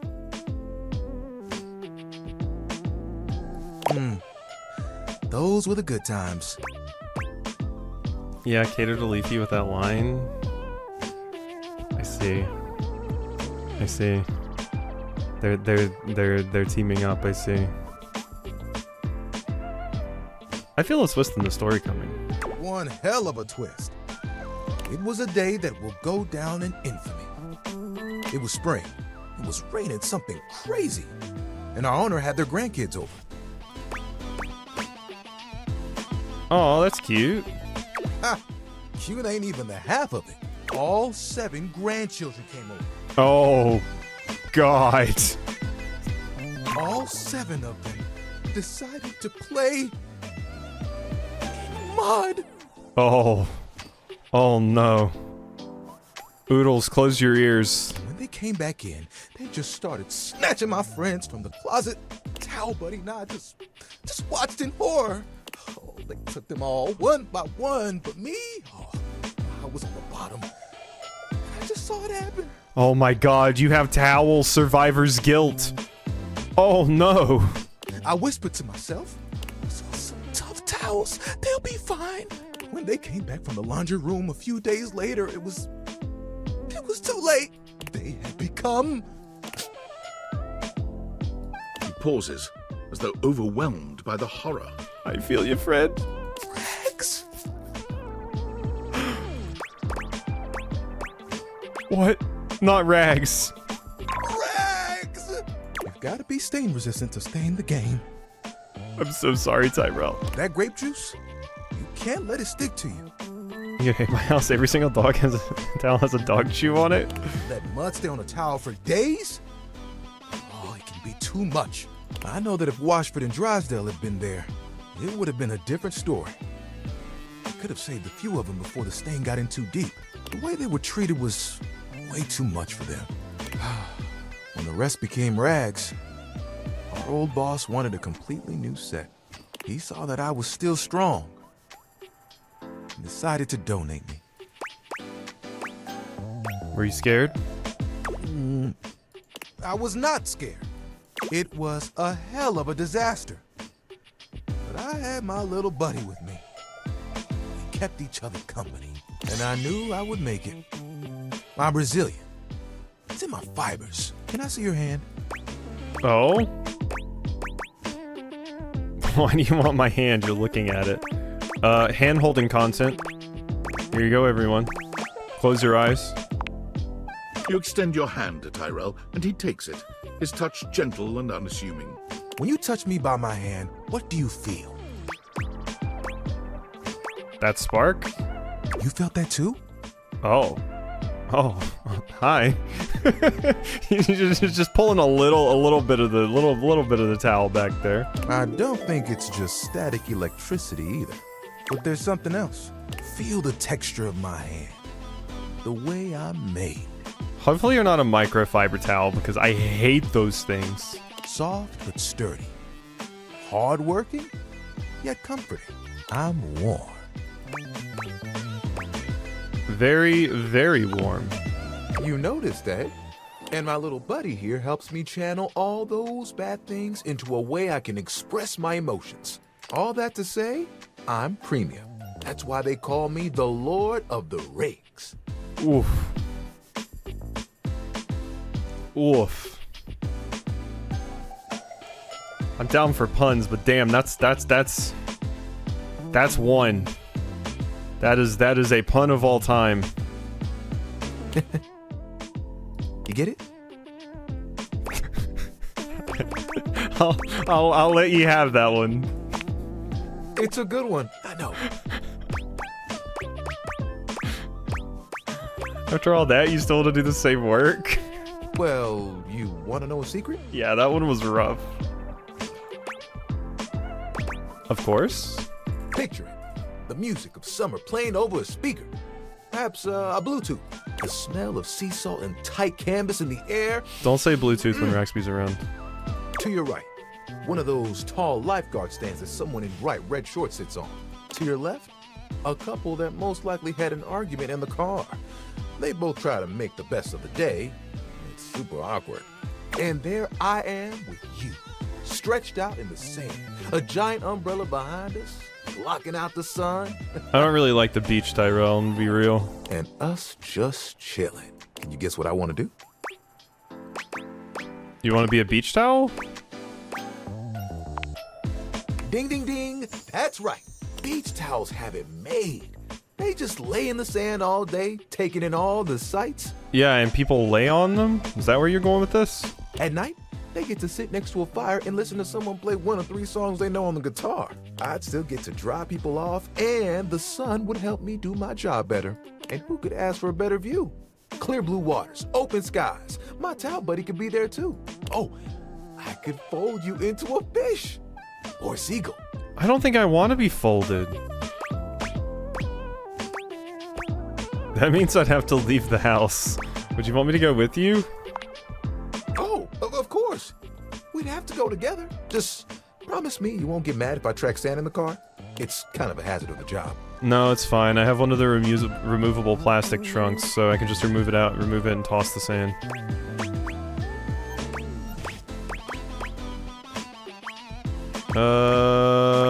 I'd go to the beach with you just to see you smile. You would? You would leave the house for me? Yeah, that's true love. Getting to lie out with you sounds like a perfect day. We would turn heads, that's for sure. You know, that's the first time I've told anyone my dream. I'll be honest, I was a little worried that you might think it was silly.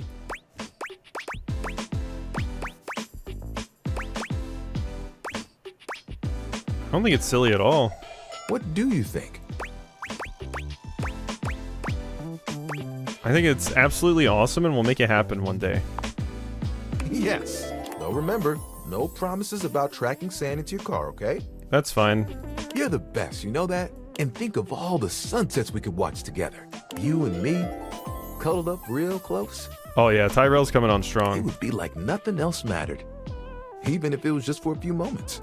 Oh, that would be awesome. We've got to make it happen. I'll be happy to help make your dream come true. All that except the cuddling. I mean, you can cuddle a friend. You can cuddle a friend. I'll be happy to help make your dream come true. It's settled. You know what the really cool part of this is? You're part of that dream now, too. Hey, I've got an idea. Towel buddy. Remember that one I've been saving for a special moment? I think it's time. We'll be right back. Tyrell disappears from view for a few moments. Yep, just like that. Tuck it under. Ooh, you look so good. When he returns, he holds his towel buddy out to you, now in a new and delightful shape. What is it? Well... It's a pig? Look at the cute piggy! Oh my goodness. So precious. I know. I had to make sure I got the nose just right. I think Towel Buddy will be like this for a while. And, you know, you can wrap me around you anytime you want. I'm cozy regardless of the circumstances. You get me? Hubba hubba, I do get you. Start sweating. Start sweating. Oh, sorry. I shouldn't talk like this in front of Towel Buddy. He's just a washcloth after all. But the offer still stands. I look forward to those sunsets. Ah. We did go the love route. So I had to say no to cuddling if I wanted to be friends. This is love. Alright. I'm not that crazy about the beach, but sure. Sure. Still not that crazy about the beach, though. I'm warning you.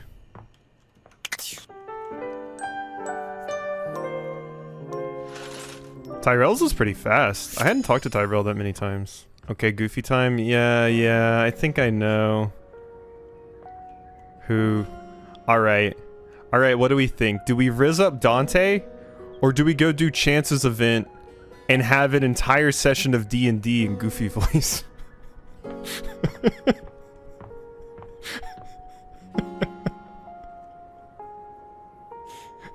Those are the two options you get. D&D? Okay. Alright, D&D.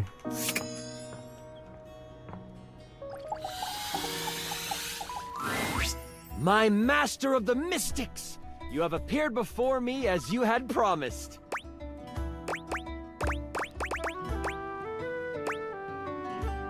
You are way too cute to stay away from. Oh my god, that's a terrible Goofy. God, I need to practice my Goofy.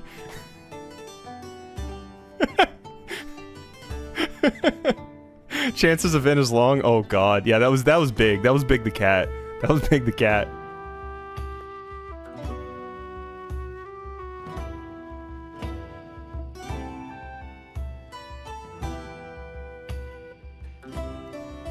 You are way too cute to stay away from me. Yeah. You trying to get some powerful spell by flirting, aren't you? It might work.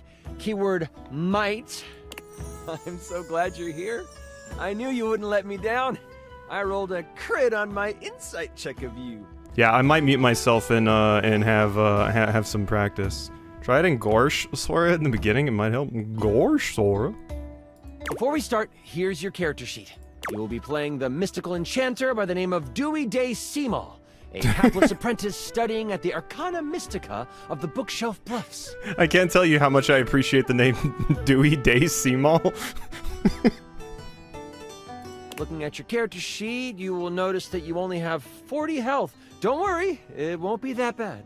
Leafy, you're gonna have to repost your thing you wanted me to say because I don't remember what that was. Lux will be a hotshot, using bows and arrows to strike fear into foes from afar. You two will be a great long-distance duo. Oh, cool! I get to hang out with the hot Lux. What? Sorry, I wasn't listening. You'll be a hotshot?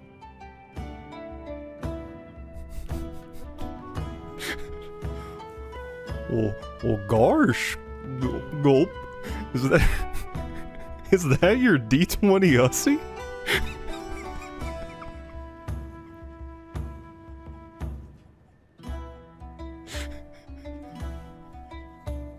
All right, that's done. We're good. Yeah, you just heard hot. Right, a hotshot. You shoot arrows. Like Cupid! OMG cute. Okay, I'm totally in. I'll wear a cute little diaper costume. Diaper? It's enough internet for me today? What, you don't like hearing about D20 Ussies? You don't need to wear a costume. Too late, I'm already changing. Nah, go ahead and do it, Lux. Right, okay, that's... Finish explaining everything. I gotta edit this clip. Okay. Back to the enchanter sheet then. You will see there are spell notches and schools of magic. No need to worry about that really, I made it more for me. Since this is your first time, I'll walk you through what you can do when the time comes. Are you ready to start? Hang on, I haven't finished posting. Okay. Yeah, and then come. Lux? Like, they've got to post on all their socials, okay? Do you like this filter or this one? We're going to start. Poor Lux. Let the spell start slinging. God. It's gonna be great. I haven't heard Goofy in a while. We start our adventure in the study of your mentor, High Enchanter Melville. She is an annoyingly proficient enchanter, and you are lucky to study under her. Cool design. I like the book hat. It's Bugs. Hey, Bugs. Only Enchanter Melville is also a hoarder. If you ever needed a magical trinket or a mystical doodad, Melville most likely has it. And after 2 years in their care, you are still relegated to dusting these relics while Melville gives lectures to the spine of enchanters. Except for me, I'm famous. Sure. OMG, I love this game already. Continue.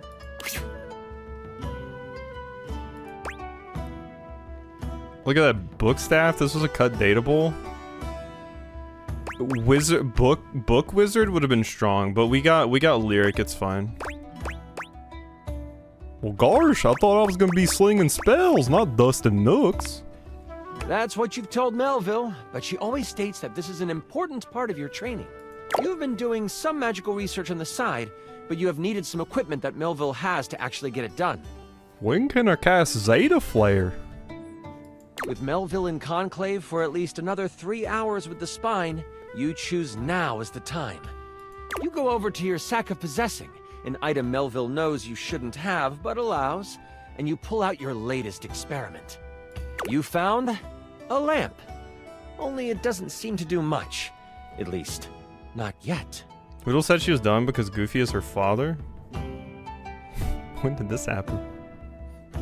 Well, sorry, Oodle's OnlyFans. Got some bad news. I am your father, Yuck.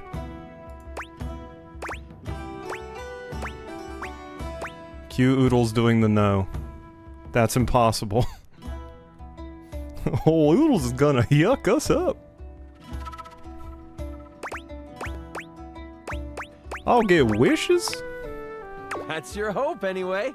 I found the lamp because light and lamps and glowing. But yeah, I'll let you have it, so you're welcome. Thank you, Lux. Appreciate you. Thank you, Lux. Appreciate your mighty. Anyway, you've tried rubbing it, but nothing works. But surely, there is something here that will awaken whatever is inside. This is just like when we went to Agrabah. Looking around this cluttered study, your eyes fall on a few things that might help you. There's an arcane amplifier that you've seen used a few times. There is the Cosmos Collector that can call on the stars to make things work. And there is the Mystic Manipulator, used to alter the very fabric of an item's makeup. Oh wait, can it alter anyone's makeup? Because that would be very convenient. Which do you use? This is a job for the Mystic Manipulator. You figure that changing the very properties of the lamp could render the best results. You slide the lamp into the manipulator and slide the protective glass into place around it. It doesn't take long for the lamp to react to the device. First, it starts to glow. It takes on a warm copper look, but then it starts to shake. Slightly at first, but then, boom! An explosion of magic rips the device apart, and white smoke consumes you. Whose do you want to alter? It can be helpful for anyone. Like getting this device to have that for anyone. That's useful. That's powerful. You know? Do you know how on fleek Goofy's makeup is going to be now? And I can help out. And I can help out Lux too. Some of the glass catches in your skin, and you take 5 damage. I roll to avoid the damage. What does a 1 mean? That's a critical failure. Woof. Okay, well, I just asked because I didn't roll 1. What did you roll? The number that avoids damage to my freshly applied makeup. No, it's okay, Lux. It's okay. We can fix the makeup. No worries, no worries. You wave your hands, clearing your vision. And that is where you see it. The lamp, on the ground, broken in half. And floating above it, with beautiful purple skin and muscles that just won't quit. A djinn. Okay, Oodles is back in. What do we think, Oodles? Blonde-haired purple genie with... What is that, star pasties? Nah, that's not me. That's not me. I'm not about this one. Purple, good choice. I'm not about this, though. You've done it! You released the djinn inside of the lamp. So, you the one who went off and set me free and all that?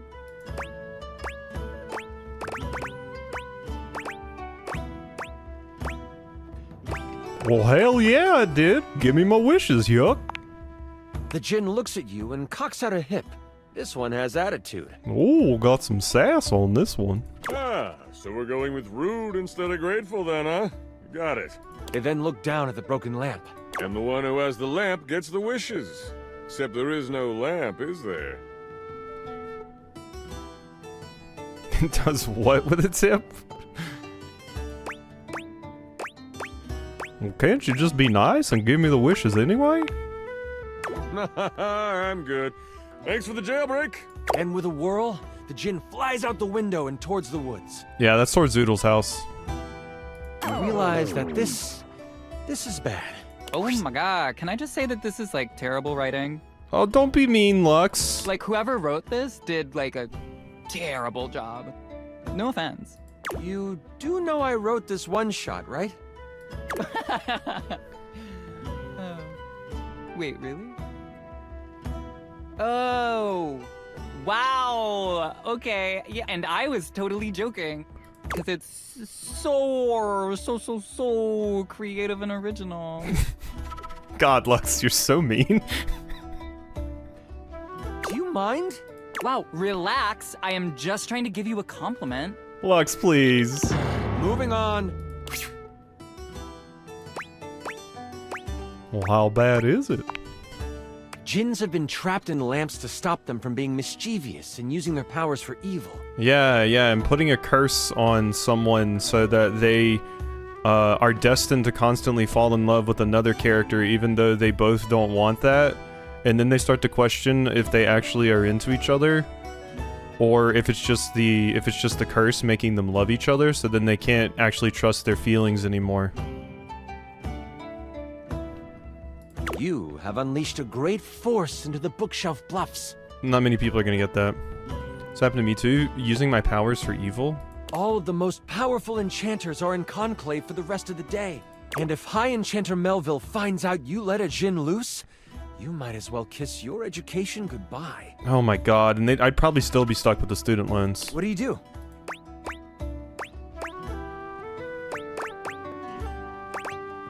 Go after it. I gotta catch it. You rush to your dorm to prepare to catch a djinn. I run too, but like so fast, and with so much prancing. I'm basically like frolicking in the woods, but sexually. Yeah. Let's all sexually frolic on down there, yeah?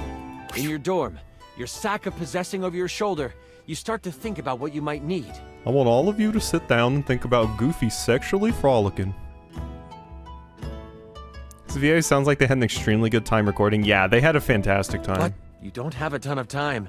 Your battle wand, of course. You also grab your Tome of Terrible Creatures. Flipping through it, you make sure you find the chapter on djinns. One paragraph stands out to you. It's about metal and the way djinn react to it. Uh-huh. It's something to come back to. Oh, don't forget your ringing rock. Someone might call you. My ringing rock? Wait, I have a phone? You know you can't hesitate for too much longer, so you decide to grab one more thing. Do you want the large red mystery potion? Or there is a box with runes sketched into it. It looks like your roommate's, but it also looks powerful. Maybe this will help? Which do you take? The potion? Give me that box. I don't have a lot of HP, and red potion makes me think health potion. I'm taking the potion. OMG, that was such a dimmy move. Everyone knows potions are bad for you. You grab the potion from your shelf. You instantly remember it was the health potion you brewed last week in class. You pop it open and chug it. You feel yourself recover from the explosion earlier. And then some. Oh wait, yeah, that wasn't very goofy of me. Whoopsie. You get... Wow, 35 health. With strength coursing through you, you head out the door and toward the woods. Don't worry about me or whatever. I'm on a cleanse anyway. You get to the edge of the woods and it isn't hard to figure out where the djinn went. A path of trees has been bowled over. The funny thing is, the path seems to be heading toward a very specific location. It is headed for the hut of the groundskeeper, Moyes. No, Lux is fantastic. I wish I had gotten their romance route, but I think I would have had to like super suck up to them to do it. Moyes is a bumbling old fool, but has a good heart. If anything happened to them... Oh. This is the saddest gnome I've ever seen. Who hurt you? Oh no, not Moyes. You race through the woods toward Moyes' cabin. Kill it? I will kill you. Right on the edge of where Moyes' cabin would be, you see Moyes. They are tied to a tree, but they aren't resisting. A tiny gnome, Moyes has always been kind to you. They snuck you herbs you needed for your experiments and may have helped you destroy evidence of a failed enchantment before. I set up a drop shipping store for the gnome, leveraging my brand. Don't set up a dropship store beside the gnome that's strapped to a tree. Don't do that. And because of my incredible popularity, I offer him a 98.2% distribution split. Oh my god. Anyways... I call it Zodiac Herbs for astrological abundance. And we make a ton of money. Jesus Christ, Lux. I don't know how chances of says this is good roleplay. Yeah, no. All your one-shots should have a drop ship in it.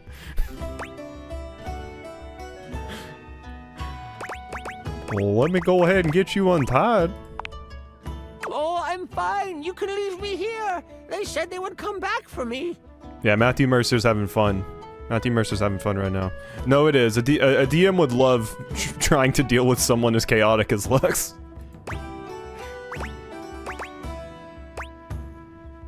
They? Who's they? The trolls are following the instruction of the djinn that came through here. Oh, I hope you didn't have anything to do with that. Goofy does not practice the art of silence. I admit it was my fault. Hang on, wait, nobody would ever actually do that. That is, like, totally unbelievable. Oh, well, that isn't good. Don't worry, I won't tell anyone. The djinn might destroy us before we even get the chance. Lux, it's my turn. Let me take my turn. Let me take my turn, Lux. All I know is that the tools need my shed so they can build a throne for the djinn. They might be able to lead you to the djinn. What do you want to do? Oh God. Oh no, Goofy would question it. Maybe I can question the trowel? You jump from your hiding spot, and you shout at the tools. What do you shout? Excuse me, can I have your attention? Yup. The trowel whips around. Eh? Who is you? Can't you see we're working here? The other tools stare at you. The trowel speaks up, mostly because the others don't. Okay, kid. You got our attention. What is it you want? You better say something sassy and provocative. That's what the algorithm likes. Alright, I'm gonna be the sassiest and most provocative Goofy you've ever seen.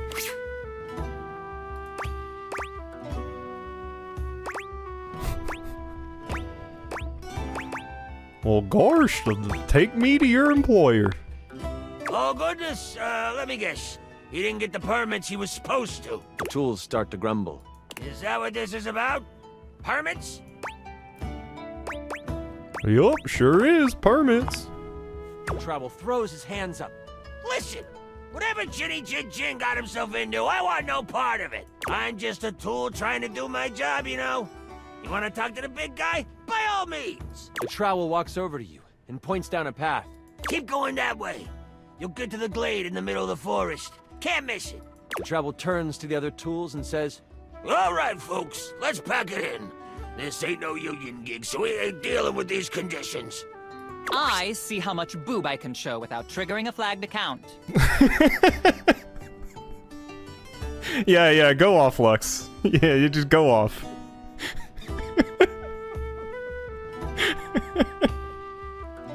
That literally has no bearing on this adventure whatsoever. What do you mean, Chance? It has so much bearing. What do we do if we get flagged?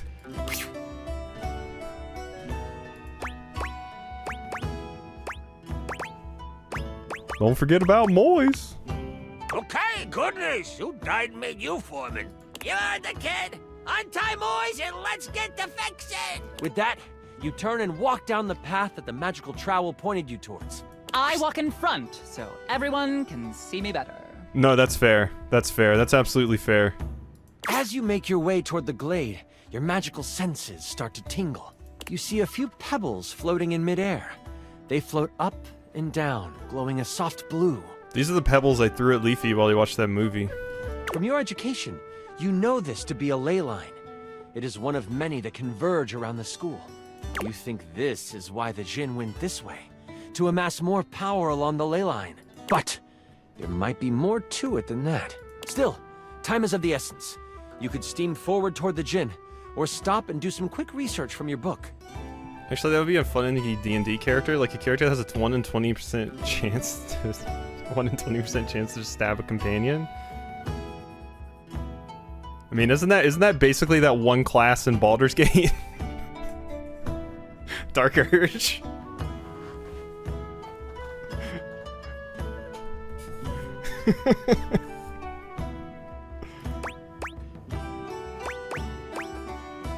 Books won't save us now. Gotta get to the gym. You think you know enough to get through. You power ahead. You travel for another 10 to 15 minutes. It is then you see it. A glade surrounded by trees, and in the middle of it, the Jinn. He is feeding off of a ley line. Behind him is a half-constructed throne. Yeah, and Oodles is going to be hanging out here beside the throne. As you contemplate what to do, you hear a magical tone. You search for where it is coming from. Oh, your ringing rock. I got like 3 or 4 ideas for D&D characters if I ever do one. If I ever do D&D. I've always wanted to do D&D. Morgan's been interested in it too, but getting a group together to consistently do it is hard. It would be a lot of fun though. Oh, stretch. I've had a few ideas for characters over time. Oh, I get it. The rock is like a phone. And after you're done with it, let me have it for a bit. Then we'll be able to get some real powers. You quickly search your sack for the ringing rock and answer it in hushed tones. Hello? Who's this? Oh, there you are. Where are you right now? Uh-oh. Uh-oh. It's my teacher, Professor. That voice is one you would never forget. High Enchanter Melville is on the other end.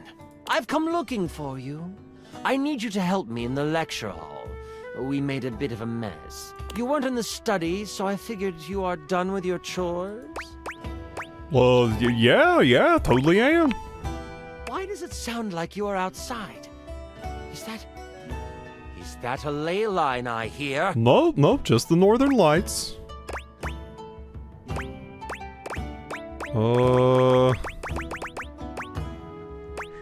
Wow, she really is powerful. You know that Melville isn't the biggest fan of lying. You have a choice to make. Do you come clean? Or do you hide the truth from your mentor? Alright, Lux, go ahead and hit me with your choice. We all know what the answer is here. Oh. That was a good line read.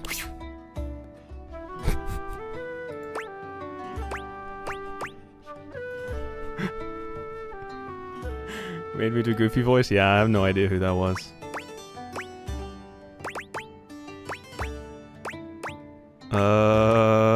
Come on. Like, okay, so here's my role play, if you will. Alright, you ready? You ready?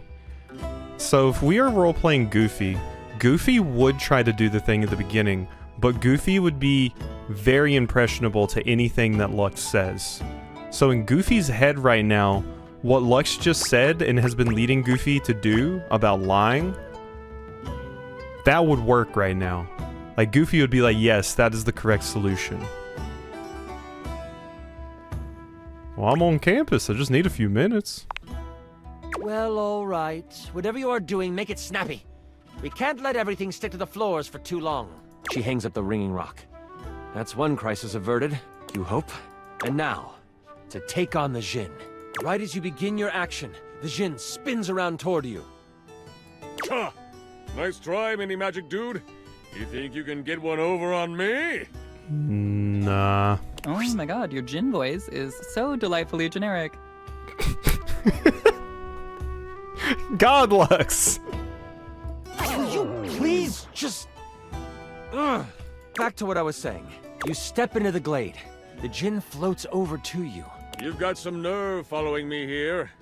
You really want that wish, don't you? Well, I sure do. That's too bad. I ain't doing none of that. And you can't make me. Before you can reply, he flings a spell at you, hitting you right in the chest. He hits you for 10 health. That's, like, not a great look for you. And he hit you, Lux, for 30 health. Seriously? Ah, I'm almost dead. Oh no, Lux, we have to protect Lux. Oh no, that's so sad. Chance, stop being mean. Have you seen Lux? Your stream numbers will tank after I die. My Luxies will not watch you anymore. Wow. Luxies.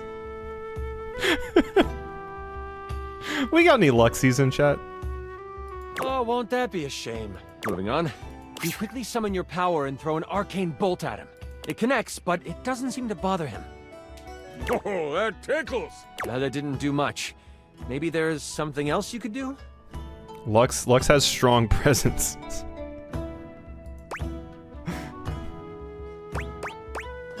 Well, maybe I can reason with him. Yeah, because we want to lose subscribers, right? Let's keep it boring. What do you want to say to him?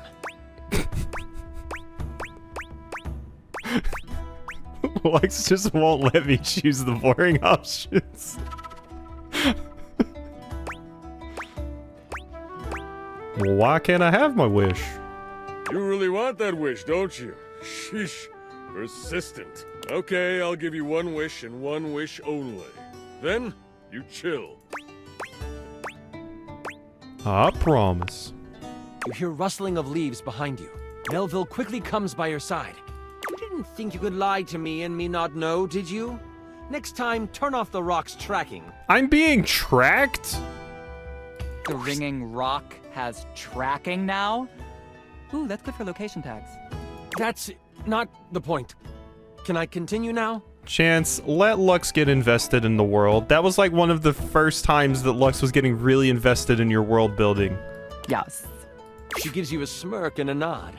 I see you tamed the thing. The Djinn puffs up. Psh, no one can tame me. Melville gets a very serious look on her face. We'll see about that. Stepping toward the Djinn, Melville holds something in her hand. It's a lamp. Not just any lamp. One covered in runes and etchings. You'll have a choice, dear Djinn. Enter the lamp and be trapped for all eternity, or join me. Wait, what? We'll join you. Melville speaks to you without taking an eye off the Djinn. With the Djinn by my side, I would be the most powerful enchanter there ever was. I shall have his power, one way or another. Oh, I'm gonna have to beat up my teacher. The lamp starts to glow, and the Djinn begins to be sucked into the lamp.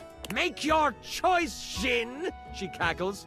Make it now! The Djinn, with a panicked look on his face, shouts, I'll aid you! My power is yours! Whoosh! A flash of light overtakes you. You can't see, but you can hear energy most intense flying around. Before you floats Melville. Oh. She is huge. The Djinn has fused with her, and she lets out an evil laugh. Okay, Oodle's opinions now? I think your genie got changed a little bit. Oh my god.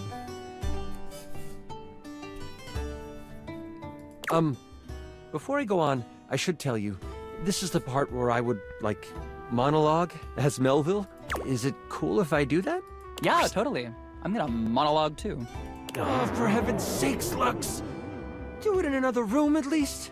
No, let Lux monologue. Fine. No! Okay. Funny how this was way longer than Teddy's story and is not boring at all. Thanks, Lux. We still never finished Teddy's story. I gotta go back and finish Teddy's story.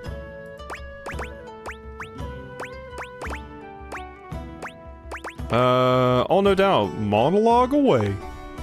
Aw, thanks.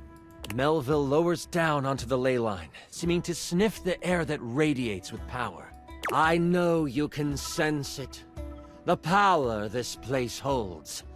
These grounds hold a wealth of energy. Energy that could have us enchanters rule the entire world. Mold it into our image. Could you imagine if every place was as ideal as Bookshelf Bluff? A place where learning was the only goal? God, living in a place called Bookshelf Bluff where the goal is to learn sounds amazing. Just get to be like in college or uni for your whole life? Shit. It would be glorious, wouldn't it? If only we could make that happen. Oops! We can! The thing is, we've always been able to. But the idiots of the spine want to make sure we use our magic for good. What good? The world is full of evil all around us. From the shoelace shores to Cantalopia, evil is everywhere. I think Morgan would have a hard time choosing between Bookshelf Bluff or Cantalopia. But we can make it ideal. I can now make it ideal. What I will do will not be found in books. It will not be found in scrolls. The world will learn the peace we have found here, and I will force them to. There is only one problem to clean up first. You. You know my plan, and you could stop me. I can't have that now, can I? Oh, what a pity. It seems I must finish you now. Melville begins to float again. Sling your spells if you want. At least you will die knowing you tried to stop me. Melville flies at you, a spell spinning in the palm of her hand. Only she hasn't quite got used to her new body and powers. The spell goes wild and crashes into a tree. The tree bursts apart, giant splinters flying everywhere. Lux, I need your help. Come monologue. One hits Melville directly in the arm. She rears back, a pained wince on her face as she pulls out the large piece of wood. This gives you time to react. You are panicked and aren't sure what to do. Perambulate. Shoot with the magic? Where the hell is that lamp she brought? Where the hell is that lamp she brought? You sprint for the lamp Melville left on the ground. Upon touching it, you see it is covered in runes. A quick scan shows you they are runes of capturing. Put that down, Dewey. You don't know what you're doing with that. Melville is scared of this thing. What do? I started reading the runes out loud. You are instantly glad you paid attention in runes class. The words come flowing from your mouth like water, and with each word, Melville gets pulled closer and closer to the lamp. Stop! You don't have to do this! I won't kill you right now! It is obvious she has never known humility. As she gets pulled in toward the lamp, you hear a voice next to you. Well, ain't that something? You look away from Melville for a moment, and you see Moise and the tools appear beside you. The friends we made along the way. The travel groans. You're destroying all the works we done did! This distraction, though momentary, makes you slip on the pronunciation of the rune Slimfumplach. That's a hard one anyway. Melville uses this opening to fling a spell at you. It makes contact, hitting you for 15 health. I hide behind a tree and film the encounter, commenting as I do. Yeah, Lux! Thank you, Lux. That's the kind of support I need. As you are hit, the lamp flies out of your hand, and Melville goes to catch it. Only, it burns through her hand. Aha, Djinns are weak to metal. The memory of the tome comes back to you. Good thing you have metal tools right next to you. Yeah, Lux is getting in on the vlogging. I'm surprised I haven't seen Lux and Venetia talk to each other.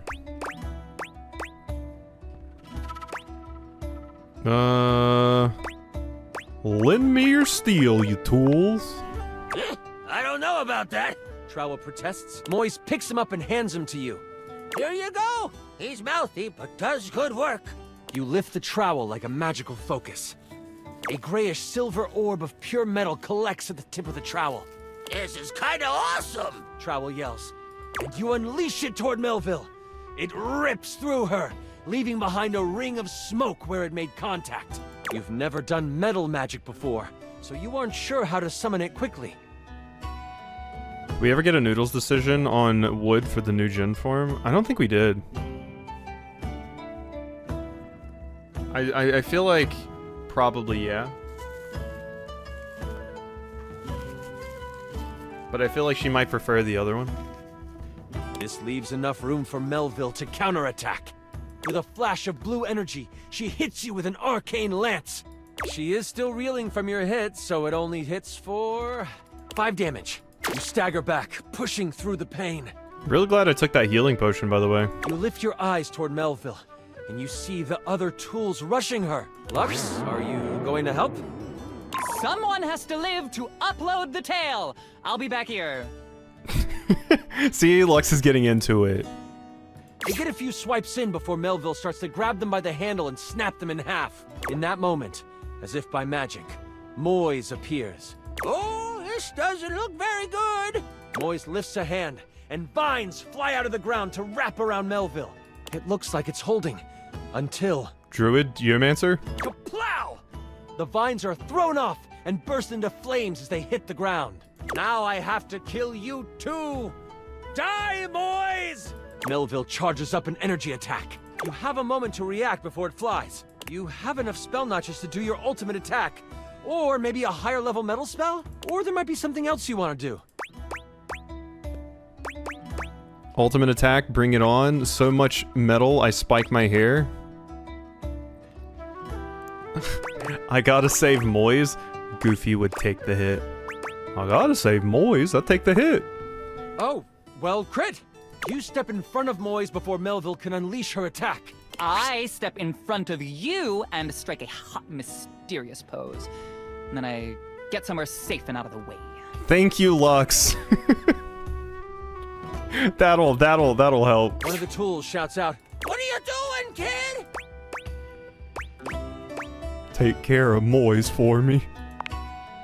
You release your hold on the trowel, letting him tumble to the ground. That is all you have time for before Melville hurtles the attack at you. She hits you for... Oh no. I rolled a crit. That means she hits you for 93 damage. Goofy died. Goofy died. I'm so sorry. You feel the magic hit your chest. And in that moment, you are known by everything in the universe that ever was or ever will be. The bright light from the attack doesn't burn out. Instead, you open your eyes to find yourself swirling in magical ether. Yeah, Lux got great content out of it. That's gonna get some views. Melville unbound your soul from the earthly plane, but in doing so, released you from pain. Everything is beautiful, and you are in tune with all things. Life, Lux. But wait, that's not all. I bet he's making this up on the fly. You are zooming through time and space and existence, and you slam into something, and then it is black. You open new eyes, and a voice in your head tells you that your sacrifice has earned you another chance. You see the sky. You feel grass under you. You realize you have been reincarnated. But where and who you are is a mystery to you. Goofy got reincarnated? Rose and Chains? Oh yeah, I remember seeing the cover for that one on your stream, actually. Is it exactly what I think? And that mystery is a story for another time. Way to leave me to clean up your mess. Which I am not going to do. My character bows down and becomes a servant of Melville. So, now you are an evil character and the adventure is over. So, good job. But I got like 480 new followers. How many did you get? That was incredible! Alright, yeah, no, I'm down with evil, Lux. The way you sacrificed yourself? Holy crit! Oh my god, saying holy crit. Goofy dead? Look at my new mascara. Yup. Exactly.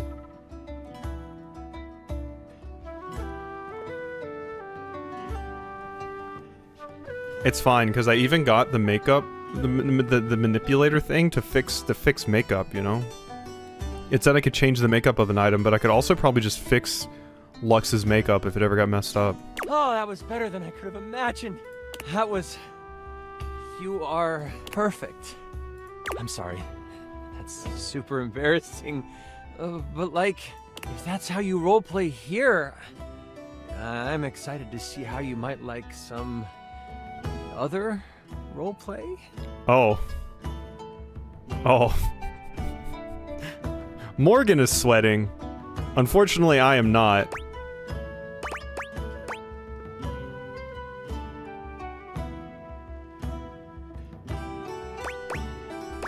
Yeah, can you set me up with Lux, though? That is so totally fine with me. Listen, I appreciate you so much, and I would love to play with you again. I told you to Riz as Goofy, and you just... I still rizzed! I flirted earlier. I still rizzed. I flirted. I flirted. I didn't know it meant I had to... bone them too. I thought I just rizzed them up a little bit. I didn't know I had to bone them. I'm so damn glad you sat down with me to do this. You're amazing. I'm not lying. I did the flirt earlier because Chance was like, ooh, flirting will get you everywhere. Runs a marathon and sees the finish line and is like, nah, I'm good. Friendship is still a valid option. Friendship's still a valid option. It's still a valid option. We're good friends. I need to wind down because that was intense. But please, please, please, come see me again soon. Friends. Come by for snacks anytime. See? Snacks and nothing else. Look at that. Look at that. No, I talked as Goofy the entire time. I occasionally rizzed as Goofy. I did what I was told. Day after Hemlock's birthday too. Hemlock hated that. Hemlock didn't want this.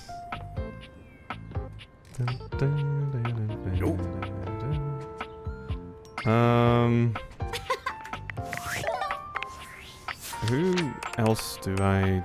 Oh yeah, Wendolyn and Curtain Rod. You know, I need more direction for next time.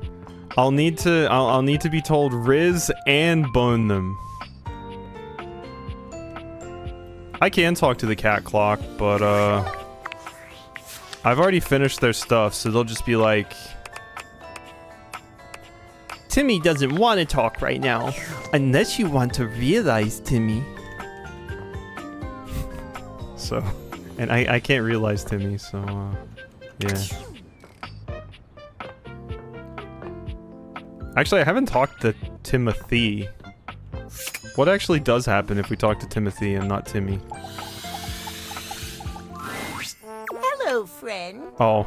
You want to play with Timmy? Oh yeah, I forgot. Yeah, Timmy just took over Timothy's entire personality.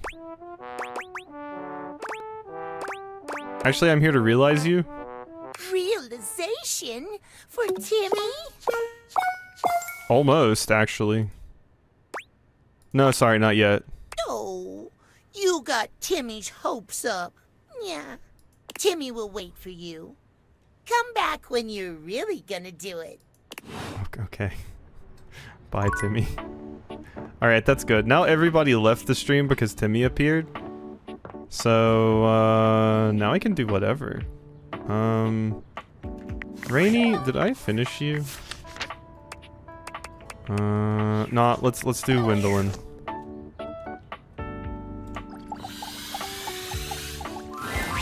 Look who's back. You must be here to watch the clouds with me. Am I forgetting about, like, I swear at the beginning of all this, Wendolyn said, talk to me when you have a bunch of sex and tell me about how hot it was. You're still doing that? I am. This is the best view in the whole house for it. It isn't like there's much else to look at from here. Not to say there isn't potential. We've got that nice lawn, but you never use it. The backyard would be a great place for an event.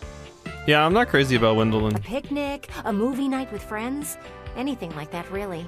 Kinda reminds me of you. It has a lot of potential. Uh-huh. That feels like an insult. Potential is good though. But potential's good. Only if you use it, sweetie. I have to have motivation for that. Eventually the world stops rewarding potential. You know that, right? I'm really not trying to hurt your feelings by saying these things. I'm just pointing out the truth. The backyard is for entertaining, and you have not done that in a long while. Who am I gonna invite over? Do you know why I like looking at the clouds? Because you're weird? No, it's not weird to look at clouds, because they could look like anything. Exactly. Clouds have endless potential. They can move freely and be whatever our minds want them to be. The same could go for you. You could be like a cloud. Light and fluffy, moody and stormy. Light and fluffy? Well, yes. But you could be whatever you set your mind to be. And that includes being social. What if I don't wanna though? God, this just makes me think of like a parent that's really, really pushy about you like doing extracurriculars or going to events and being social in school. You know? If I just want to chill at home and like read a book or something, that's okay too. I'm being social right now. That is true, but you clearly know what I mean. Human interaction. You should host a backyard party. Clearly, you don't know how to entertain people. But let me take care of the planning, and you just worry about the guest list. Yeah, you're kinda rude at times. Who do I invite? All your little work friends. Invite them. Oh, like Sam. Yeah, just pet the cat in the corner. That would be the best part. And the kitty would notice that and come up to you, and then you would have a kitty friend. I don't know about this. And don't worry, even if you are feeling a bit of those old nerves, I got you covered. I'll plan out this whole get-together, and then you can decide if it's a go or not. Are you gonna be mad and hate me if I say no after you put in all that work? How does that sound? I don't want to invite work Don't answer friends. that. You just need someone to do it for you. No, I don't.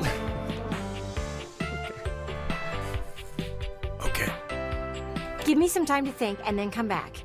It shouldn't take me long. Definitely don't want to invite people from work to my backyard party. Suburban Facebook mom energy, exactly. You don't do enough. You gotta get out there. Put yourself out there.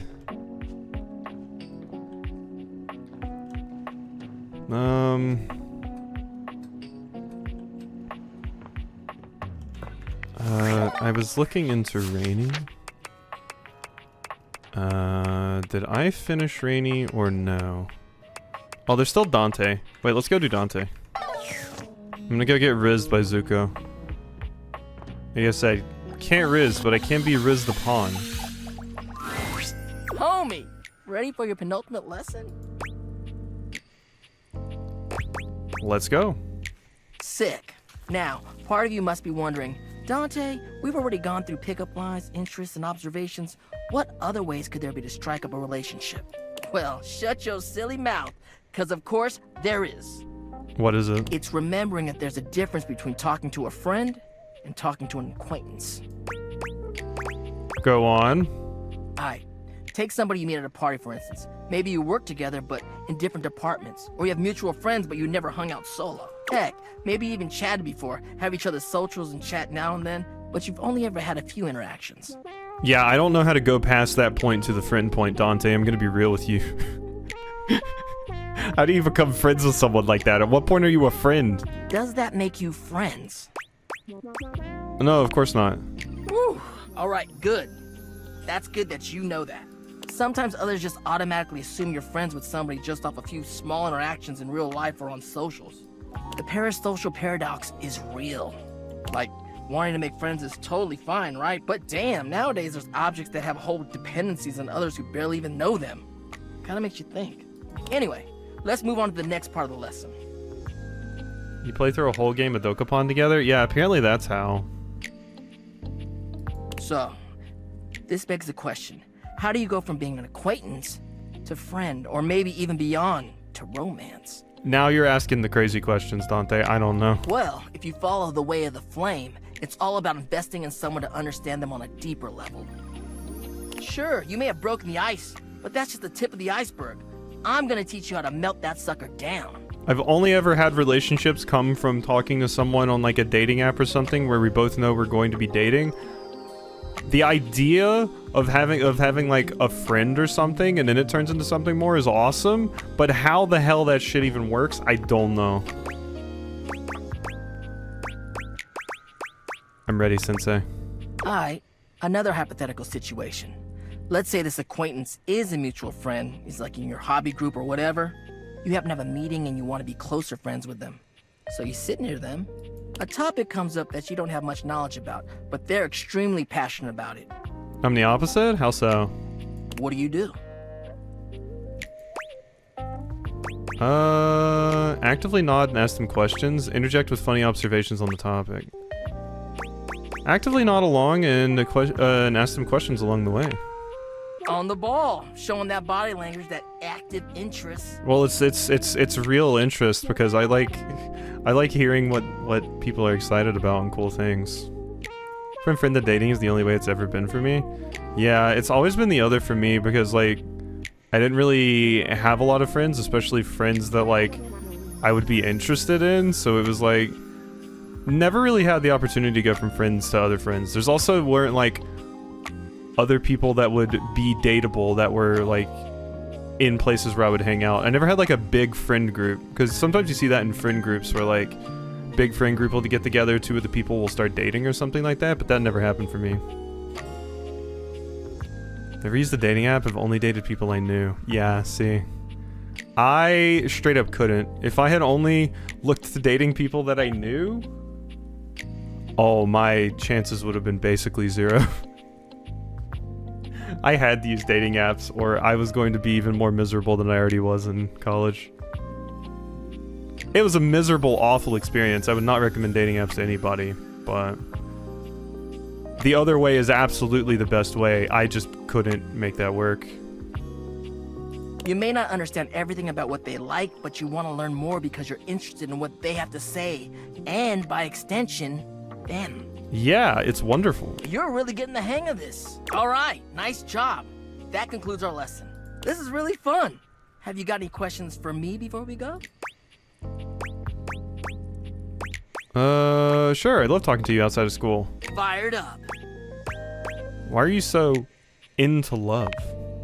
I mean, who wouldn't want that warm, fuzzy feeling you get in your chest, you know? It is an amazing feeling, isn't it? I want to be able to show humans that keeping someone warm physically is alright, but emotionally, that shit slaps. Damn right, Dante. There's just something about being vulnerable and willing to devote everything to someone else.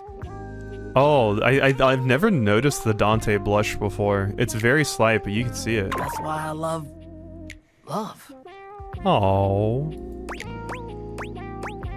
That's actually really sweet. That's what love does, baby. Makes you do sweet things and cheesy things too, for real. I know, right? I guess that's why I like it so much. It's kind of like a fire. You can keep it controlled, but sometimes it just goes wild. And I like it both ways. It's a great feeling, isn't it? Anyways, later. Yeah, we gotta bone Dante. I'm absolutely down for Dante. Dante's another really, really strong one. Not have expected such an edgelord looking character to be such a sweetie. Exactly, that's why he's great. Just cool, humble, and has like legitimately good advice. It's great. Love Dante. Oh wait, did we ever finish? Oh wait, no, I know we didn't finish. We did finish Dunk. I was just friends with Dunk, and Heart Trip was very mad at me.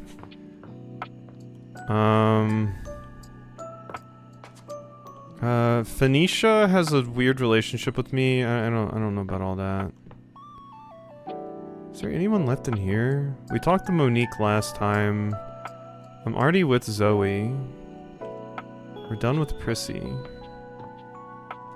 Let's get reminded of somebody on here. It's probably time to go see the washer and dryer. Oh wait, yeah, curtain rod.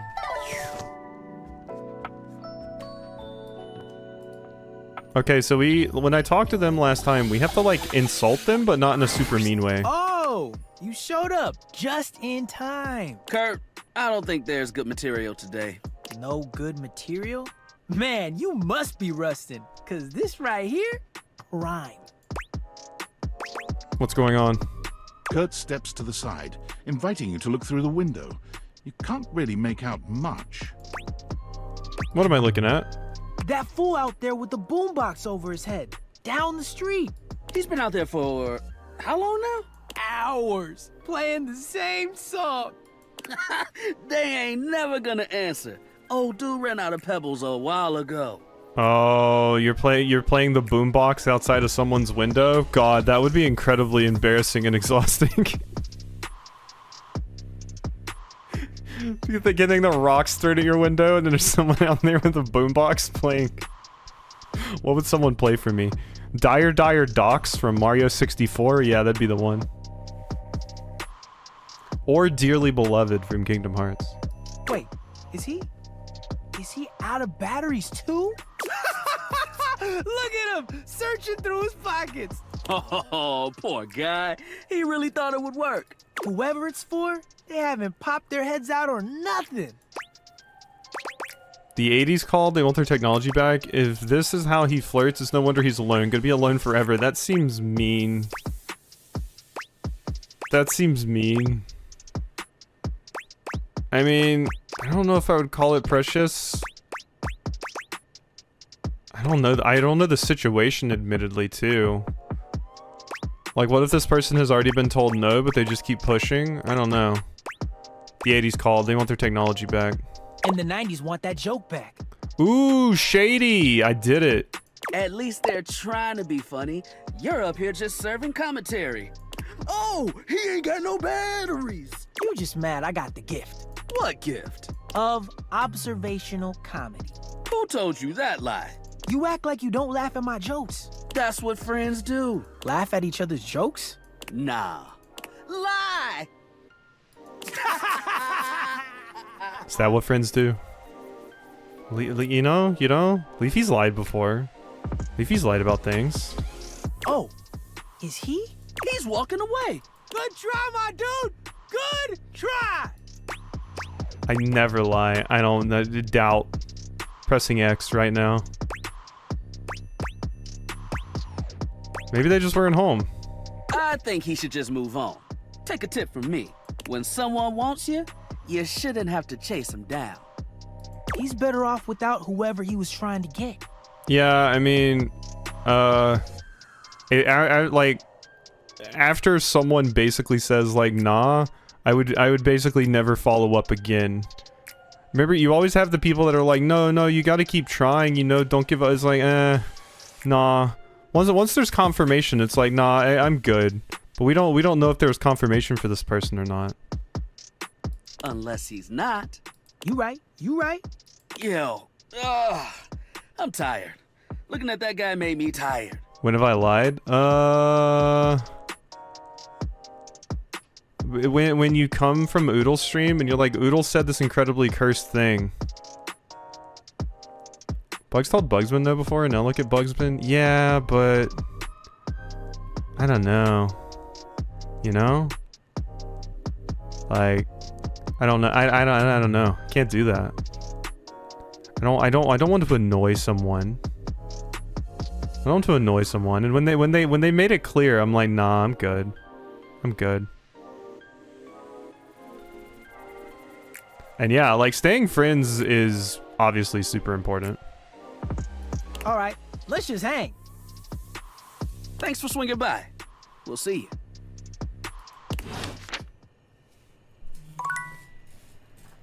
I would never be like, oh yeah, no, I can't even be friends with this person afterwards, because that's just mean. Because obviously if you clicked enough for something like that, you're good enough to be good friends as well too, but I would never be able to bring that up again. I realized he was the best human who ever lived. Damn. That's love. But I'm more so talking about the people that may or may not do that, but then may, like, bring it up again or something. And be like, I don't know, pushy about it or something. That's the, like, I don't know. I could never see myself bringing it up again or anything like that. Once the door has been closed, I guess. Ask me if he's ever played GTA 3 and then ask him if he did something like did as a psycho teaching child. Yeah, that's just you, Leaf. I'm sorry.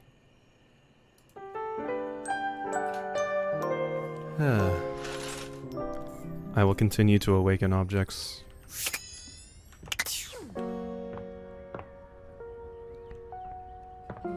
He was a really good kid. Also, he didn't never really bring it up again. I don't think it just happens. Wait. That was something. wait. Was that something Bugs Jr. or Bugsman did? Not Bugs Jr. I don't think Bugs has Bugs Jr. playing GTA 3. I don't think so. Bugs, if you are, interesting choice. I think it'd be up to the person that did the rejecting to bring it up. Yeah, exactly. And that's the thing. That's why I'm like, I would never bring it up again.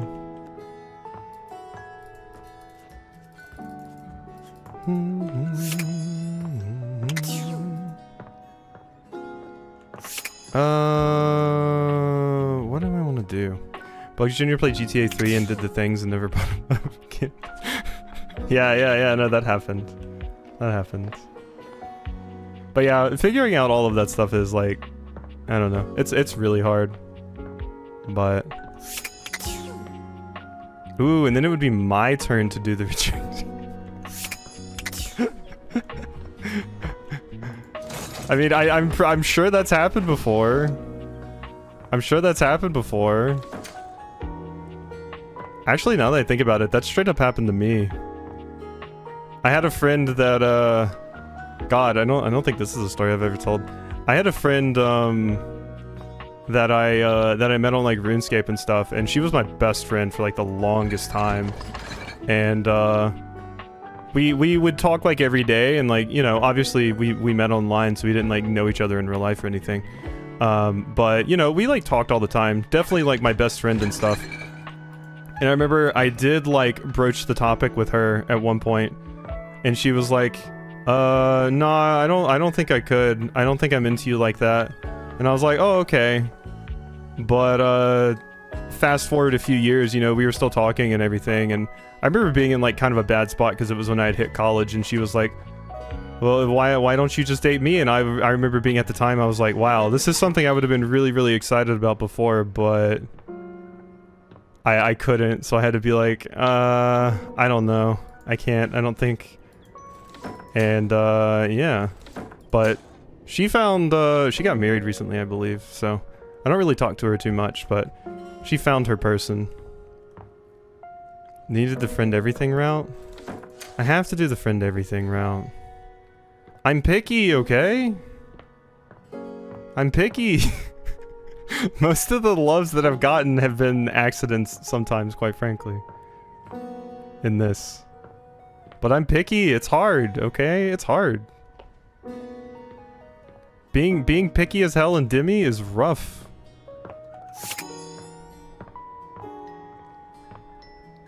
You're gonna at Morgan in Discord for this? Oh, she's probably downstairs playing The Sims, yeah. What are you adding Morgan in Discord for, though?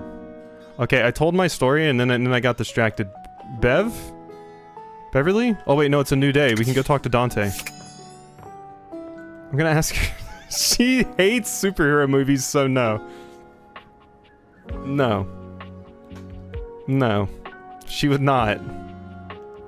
It would take a lot of convincing for me to get her to go see Fantastic. Well, probably not a lot of convincing. But she would be like, oh, I'll watch it if you really, really want to, but... you know.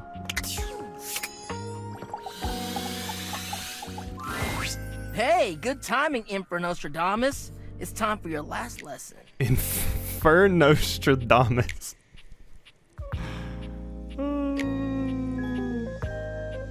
Infernostradamus. No, you and Leafy watch it and she pelts you with rocks? I don't want to be pelted with rocks. That's what Leafy wants. I don't want to be pelted with rocks. No way. Already? I've taken you through the different stages of the pickup, from breaking the ice to building a friendship. Now, it's all about learning how to navigate taking the next step from friend to lover. You're basically talking black magic with me right now, Dante. I don't know how that works. What are you talking about? But before that, there's something I want to ask you, and your answer determines where we go from here. Why have you been coming to me for lessons all this time? Isn't it obvious? I wanted to get with you. You're hot in all the right ways. I don't like this answer. Like, this is something that I definitely struggle with in this game in particular, is sometimes I don't like the love options. Like, but I feel like I have to choose them if I want to go the love route. But for me, I would say I wanted to get to know you better. And then if Dante says, oh, hey, oh, so do you want to become a thing? I would be like, yeah, too strong dislike, exactly. Like, I feel like I need to pick that top option to get the love route, but also I wanted to get to know you better is true, and then as it actually happened, I was like, oh, Dante's really cool. I like Dante. I want to romance Dante. I want to get to know you better. Hell yeah, I'm glad. It's been awesome getting to know you too. Now give me the option to be like, but also I think you're hot and cool now. This will be the final lesson. And it's gonna be about picking me up. That's right. You're gonna have to use all your new skills to learn how to make friends with me. And who knows? Maybe that'll kindle something even hotter. Ooh, okay, cool. Yeah. So this is going the route I wanted. Morgan responded? Okay, let's see what Morgan said. I'm looking.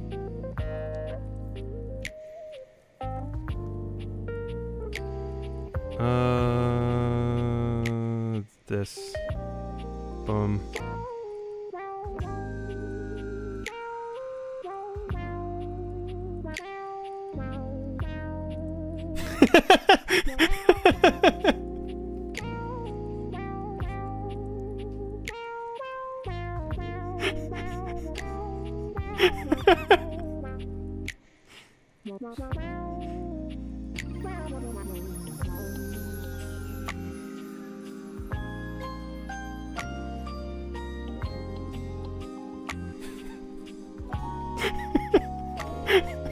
She just reacted with a raised eyebrow emoji.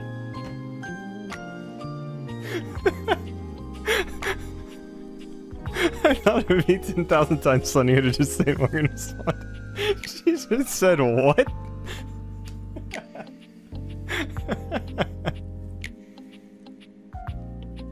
She's probably sitting down there with her Sims family, incredibly confused.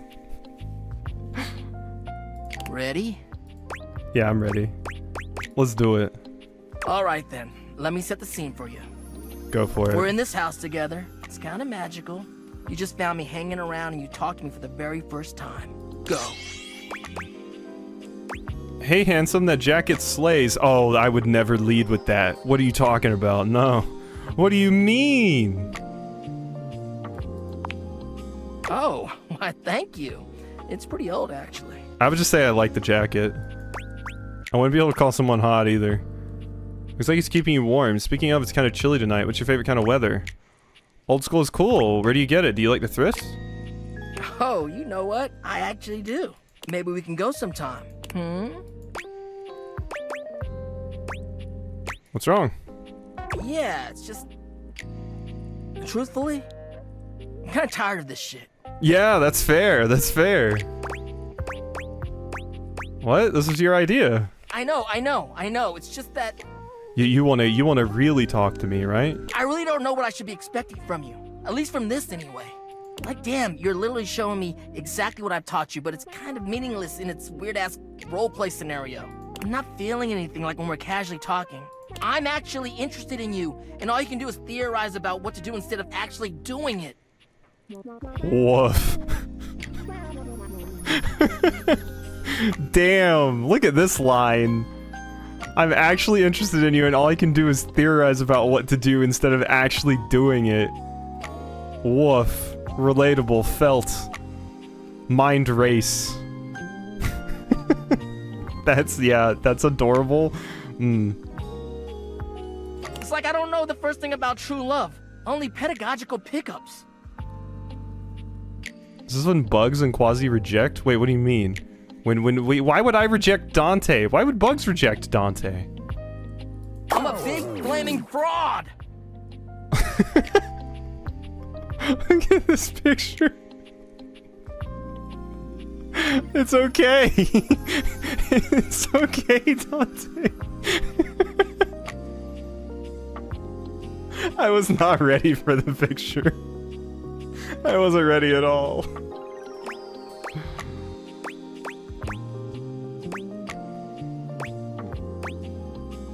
Stop it, Dante. No, you're not. Really? I mean, I'll tell you what I imagine.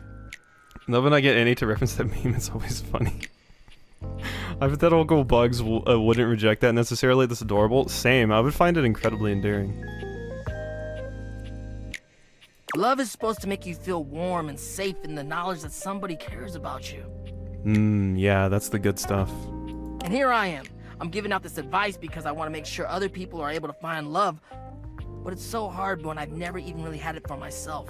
Wow, a lot of these characters can really be summed up by that meme that's like, oh, what's wrong, honey? You haven't touched the advice you give to others. It really is just every one of the characters. They'll tell you to do all these things that are basically just them projecting their fatal flaw. In this hypothetical universe where I hadn't already snagged the perfect person. Question though, Bugs. Dante or Eddie? Maybe it's just who I am. I give out a lot more warmth than people sometimes give me. Bugs is so in love with Bugsbin, and it's so adorable and perfect. Bugsbin was so upset today because I haven't had any time for myself because of baby stuff, and she kept needing me every time I got started on something. Bugsbin is great.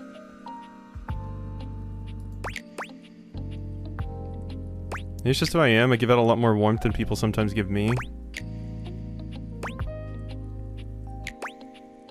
I think I get what you mean. What's the best way somebody like me could show you love? Basic shit, you know?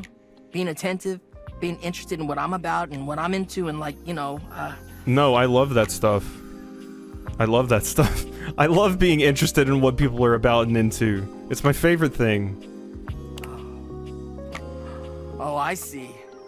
You're doing exactly that. Damn, like you really have been listening to what I've been saying. You've been interested in what I've been talking about. You've been asking me questions, observing me, sharing interests, and respecting the boundaries of our student-teacher acquaintance. Holy shit! The pupil has become the master. Yeah, I might have rizzed you up, Dante. I might have rizzed you up a little bit. It's true, nobody can compare. Oh, it's so sweet. Thank you. I think we're really building a bond here. You're a wonderful friend. And dare I say it, maybe something more? Maybe now peg him? I kind of want to cuddle. Why don't you come kiss me and we'll find out? Dante leans in, pressing his lips to yours in a red-hot kiss. You wish you could stay in this moment forever, but... Ouch! Burn heal. Okay? I need burn heal. Oh yeah, whew, hot. You know it. All right, I'm gonna need some fire resistance potions, people. Lit me up. I'm really gonna be needing those fire resistance potions. Is Dante wearing Tims? Are these fire Tims? Wood Tims? I'm just realizing looking down here. I'm like, what are those? All right, next. Those are logs, silly. Oh. I'm a pizzazster, by the way. Look at that. Look at that. Let me see if more, let me see if anything else was said in the Discord.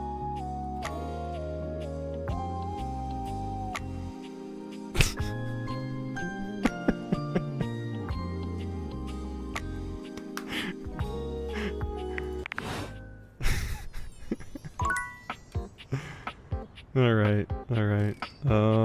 Disaster, she's working on her answer, give her a date? Nah.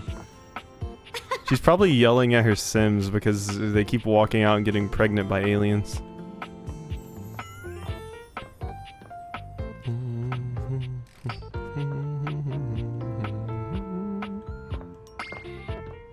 Yeah, I do the same. Yeah, it's relatable. Okay, let's talk to the fan. Fantina lets out an excited little shriek when she spots you, running over to greet you. You don't see anyone else around, but perhaps the other fan club members are just a little late? Yeah, I came to your little get-together. Oh my god! Okay, sorry, I promise I'll calm down. I've actually got some deep breathing rotational exercises I've been practicing to appropriately handle this sort of situation. Don't you worry, I'll get my spindle system back under control ASAP. You got 30 seconds. Honestly, doesn't faze me. And you are so incredibly understanding. Just another one of your exceptional qualities. I mean, I'm not really into the idea of someone that is like this with me.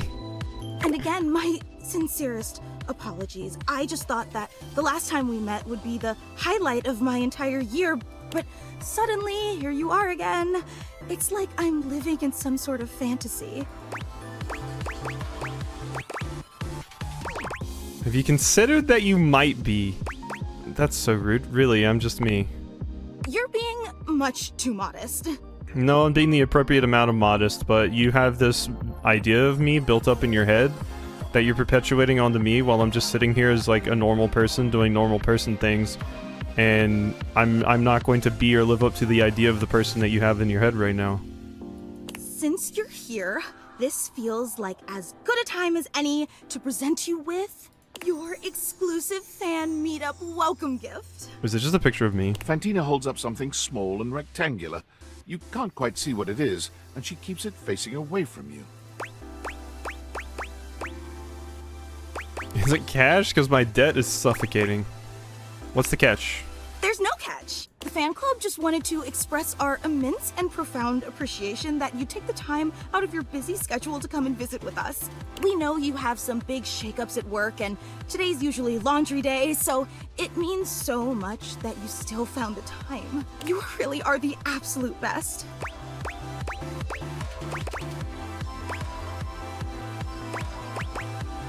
Everyone's got flaws. Well, we'll accept the compliment. Thanks. Don't thank me yet.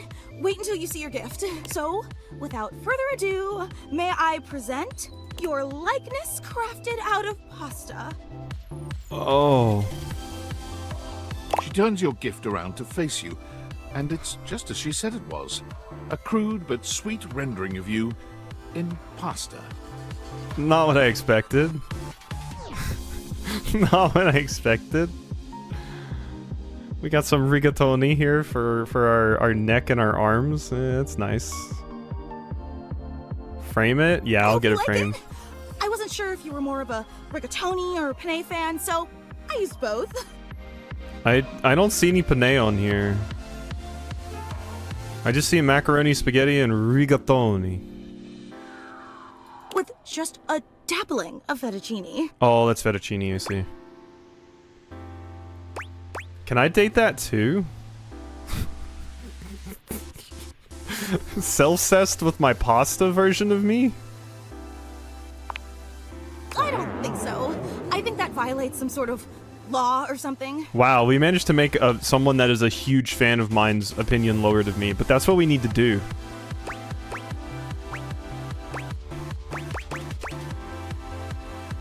Never stopped me before. So what do you think? Do you like it?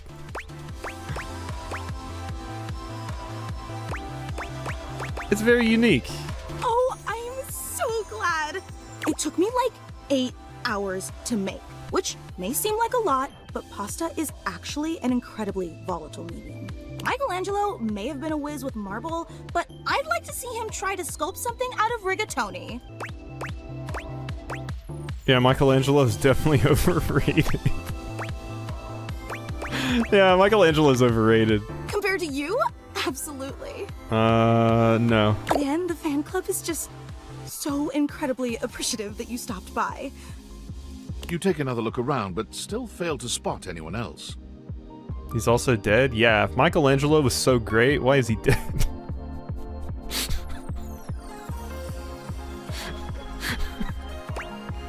Michelangelo's not in hell.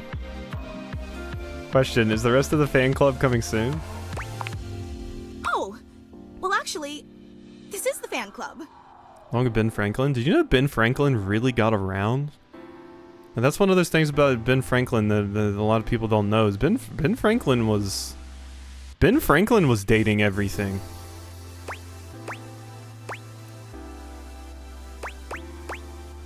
Very exclusive.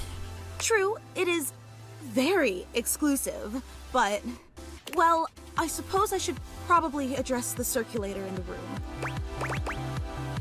I'm listening. Okay, but try to reserve judgment until you hear the entire story. The fan club was me and Gary.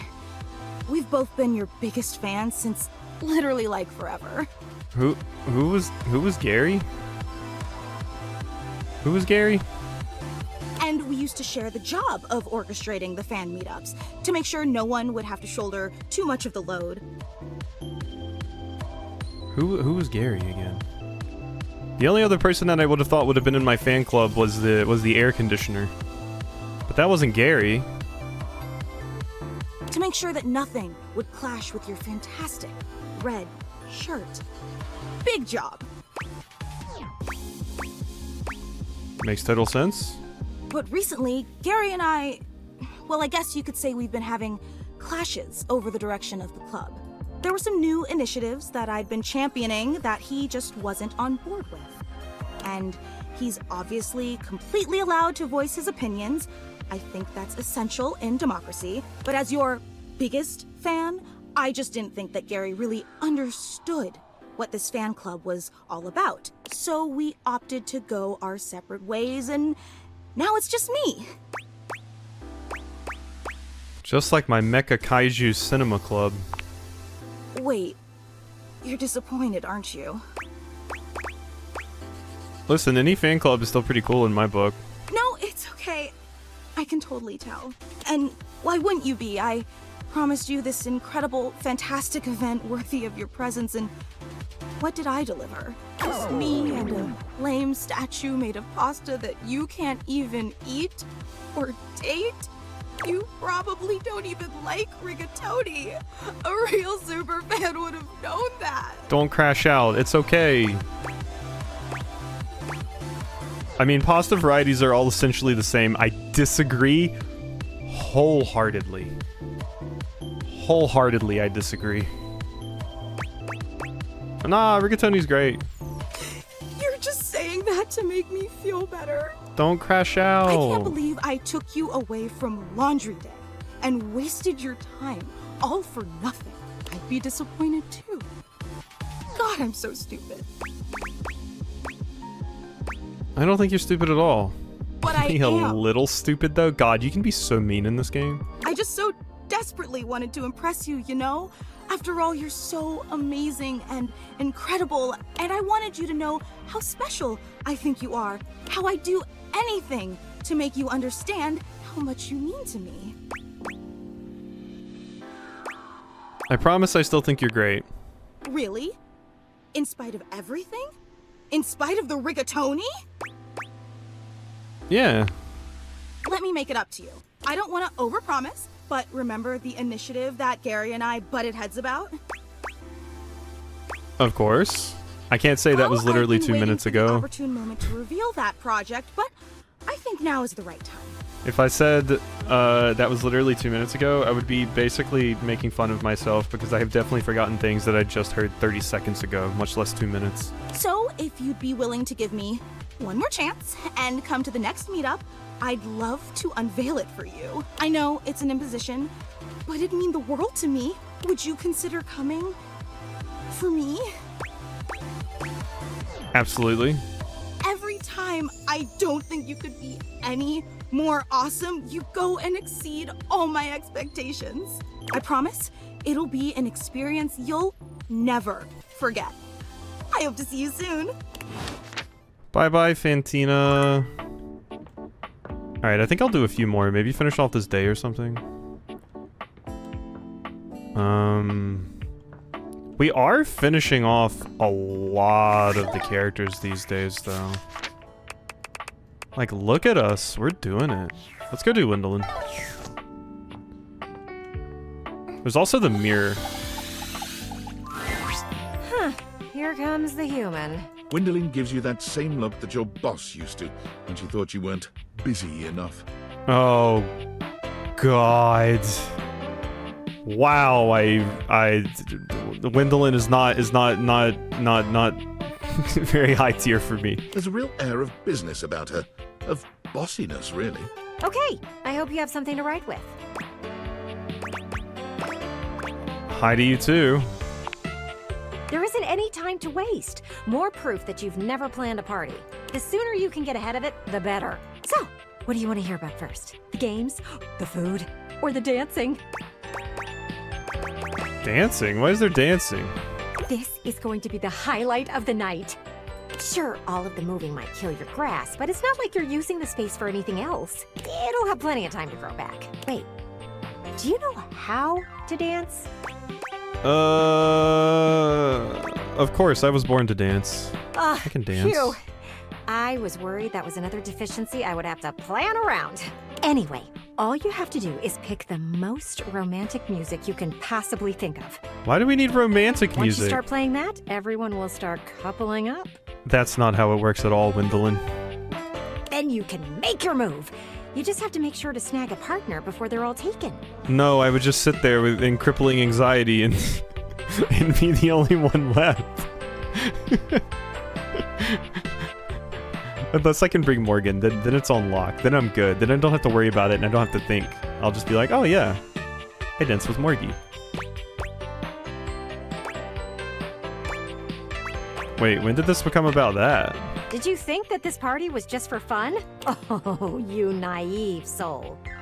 You'll cross over to them, take their hand in yours, and pull them in real tight. This is cute art, but I'm still really not into Wendolyn. Sounds like actual self-inflicted torture? Yeah. Like when you shove your face against me to see if the food fetch delivery driver is here. And you will tell them how you feel. That you love them. This person I just met and asked to dance?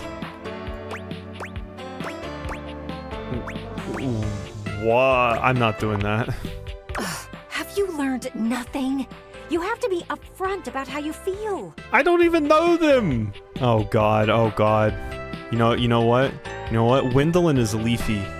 When I don't choose the love option with everyone because I don't know them enough. This is Leafy. Transparent. I know what's going on.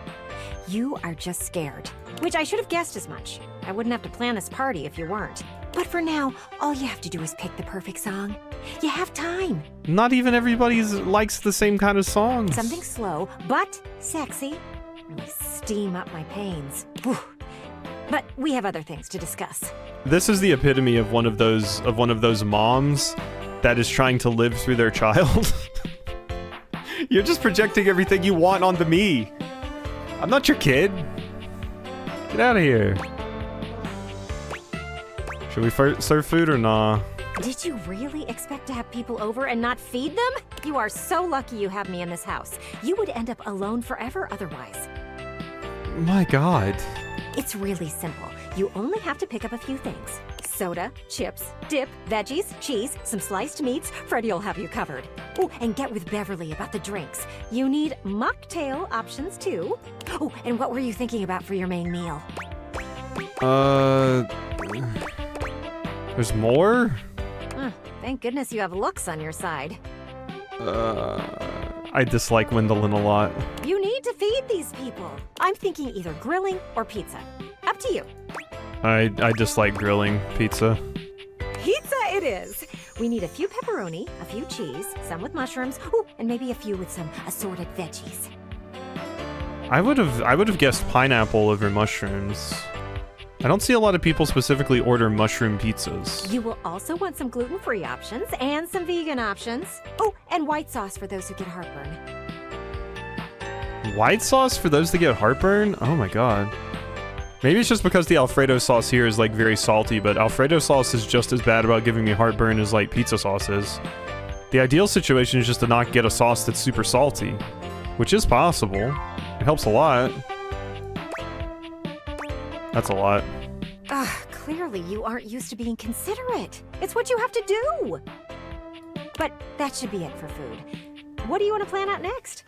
Mushrooms are a pretty common topping. I know it's common, but I never hear anybody talk about getting mushrooms. Mushrooms always an accompaniment. And I've never heard about somebody getting pepperoni and mushroom. If they're getting mushrooms, it's like on a Supreme. I love mushrooms though. So. Well, I can't eat most of them, but I enjoy my mushrooms.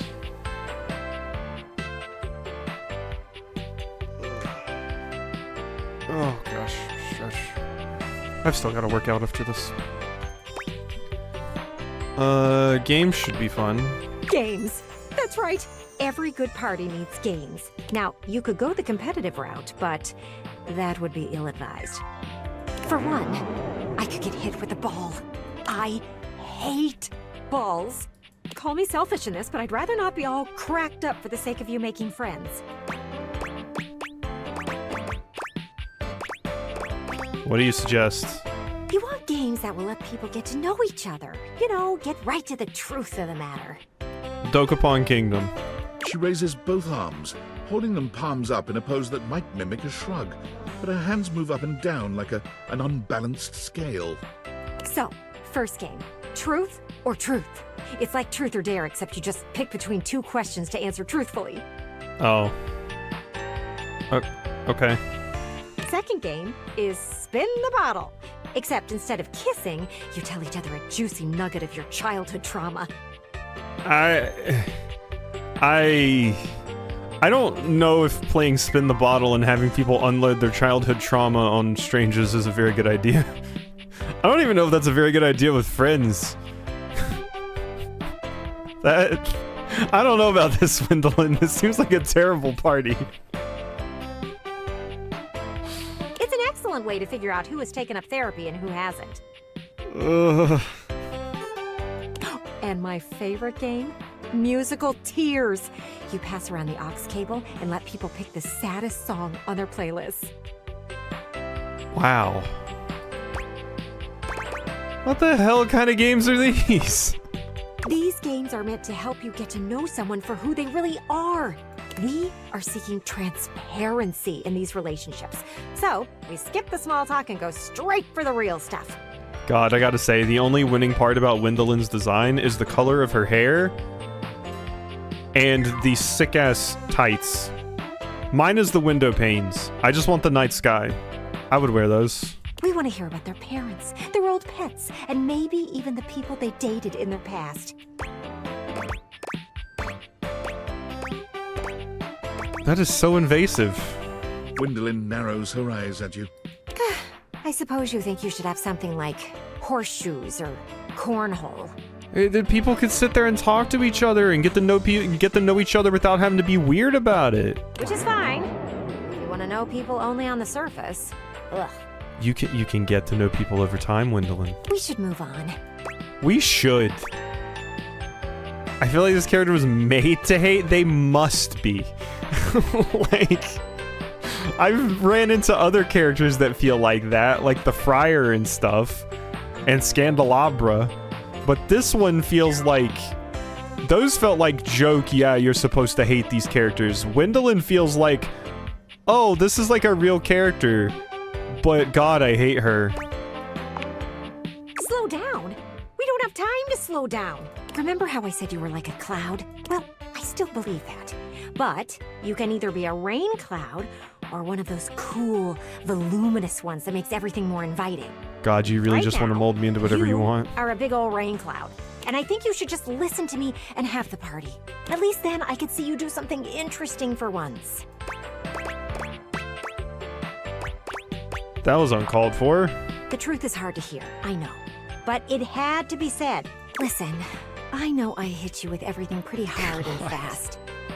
Jesus. But in the spirit of transparency, I thought it was the only way to motivate you. That's not a good reason. That's a terrible reason, and in fact, trying to motivate people in that way may just make them go harder the other direction, and you'll just make things worse. God. And at least it got you thinking.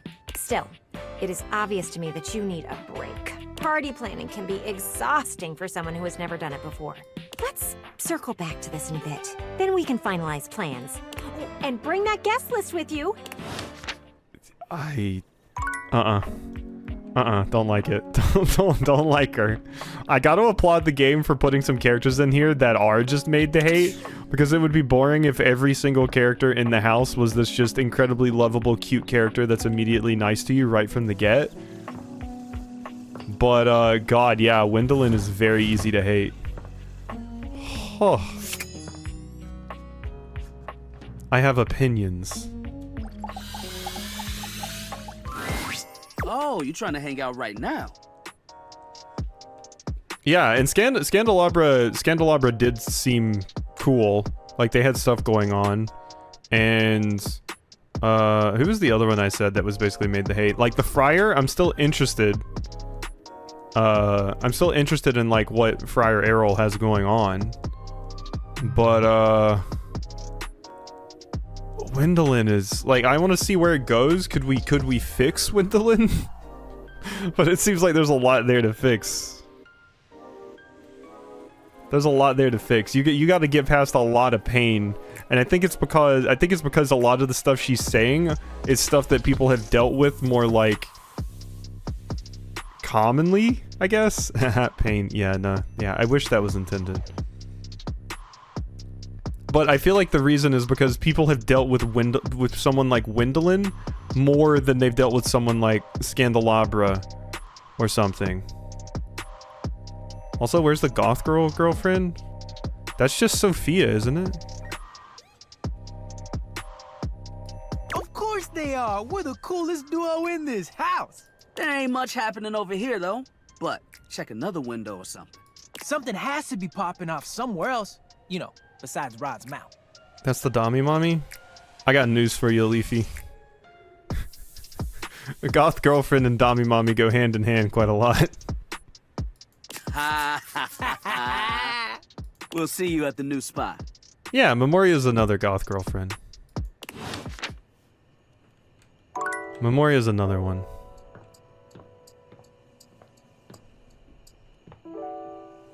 Bam, bam, bam, bam, bam.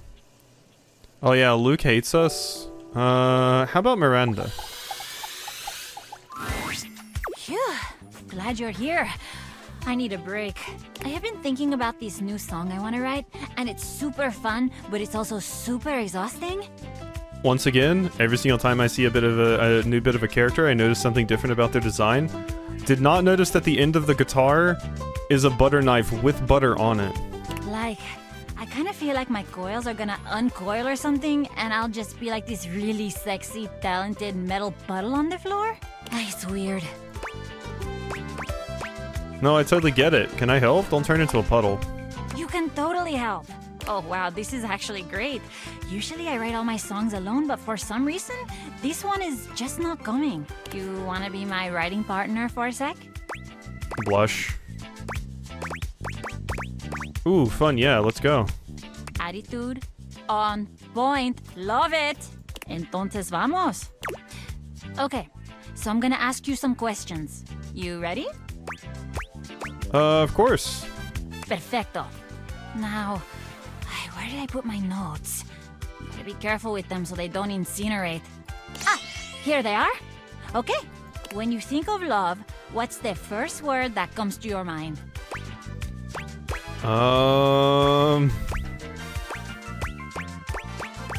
Happiness? I'll go the optimistic route. Ay, that's so sweet. Have you ever been in love? Yes. Oh, really? Oh, that's so great.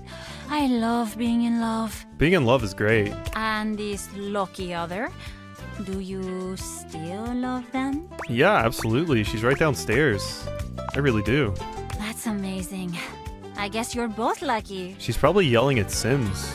I was in love once. It's probably hard to imagine this now with how, like, totally independent and self-sufficient I am. But we almost got married. What happened? It was a miscommunication, I guess. I really loved him, but he wanted me to settle down. Toaster oven? I don't know. I guess I just had bigger dreams than that. And I wasn't gonna let anybody get in the way of the future I could see for myself. You get that, right? Oh yeah, I completely understand. I knew you would. If you can believe this, a lot of people think I'm really selfish for doing that. Like, they see it as I totally spat in the face of this great love. Yeah, Miranda's fantastic. But I just don't know who I'd be if I wasn't this. A songwriter, with my band. It's who I am. Someone getting to follow their dreams and stuff. I also just love Miranda's design so much. I love that the hair is like the, you know, the heated coils in the toaster that get heated up. It's a fantastic design. I mean, I'm a natural, right? You see it. I was made for this. And my fans, I think they'd really miss me if I went away. We better get the song written for them then.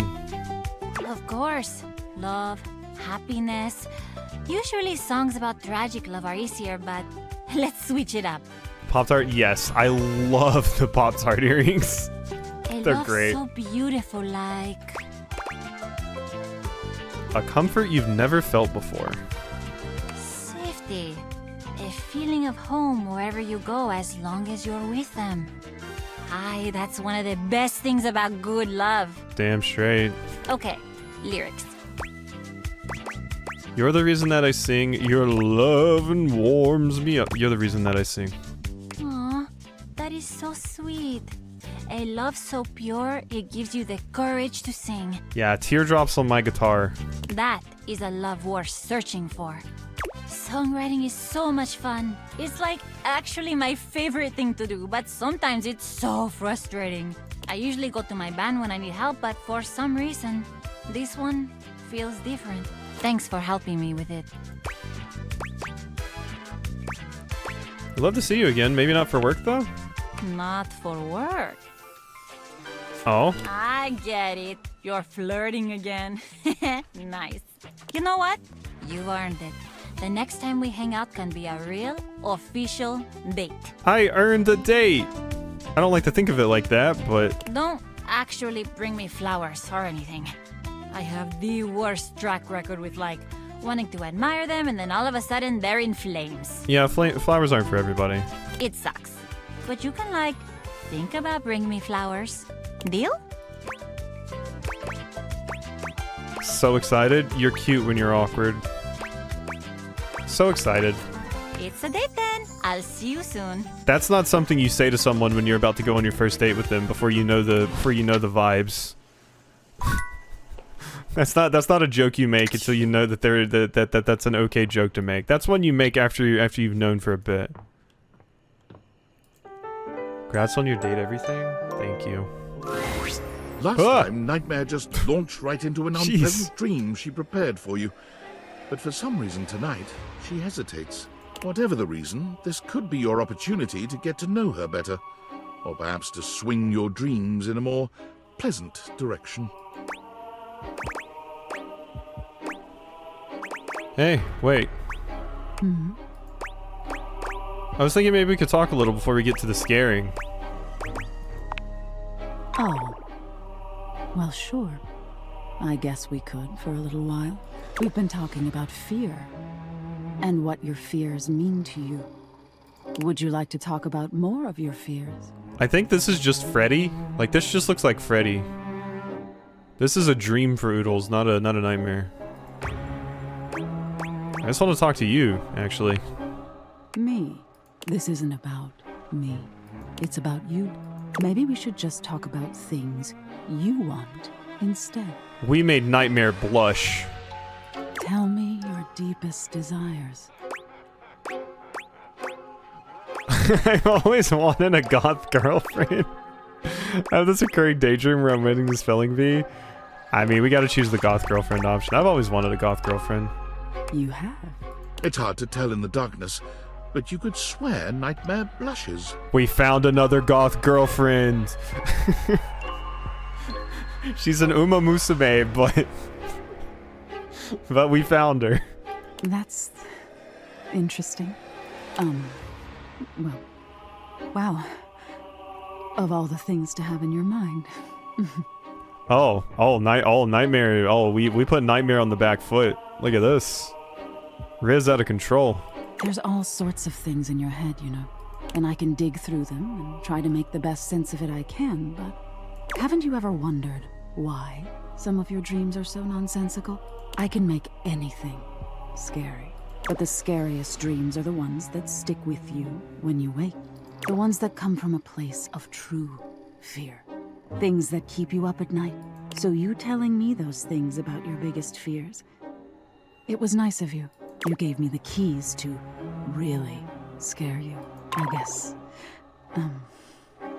I'm not used to people playing along with me. Oh, okay.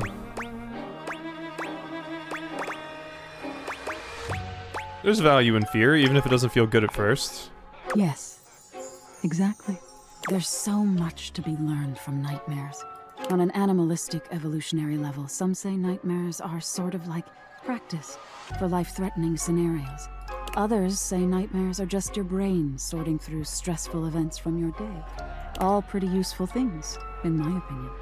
And yet, despite all the scientific advances humanity has achieved, no one really knows that much about me at the end of the day. Well, we're gonna change that, aren't we? It's a little sad, isn't it? I think that's kind of hot. I wish people would take the time to understand you. I wish they would too. Can you imagine how much better the world would be if people actually paid attention to the messages in their dreams? Nightmare looks past you at something you can't see. Oh no. Look at the time. We've been talking so long. If I don't get started now, we won't have time to finish. You hear something dripping. Drip. Drip. Drip. You look up at the ceiling, then. Nightmare serves you some unpleasant imagery, but it's just not quite up to her usual standard. Something about her seems off her game. What could have happened? I made her blush. Perhaps you can ask her about it another night. I made her blush, that's what happens.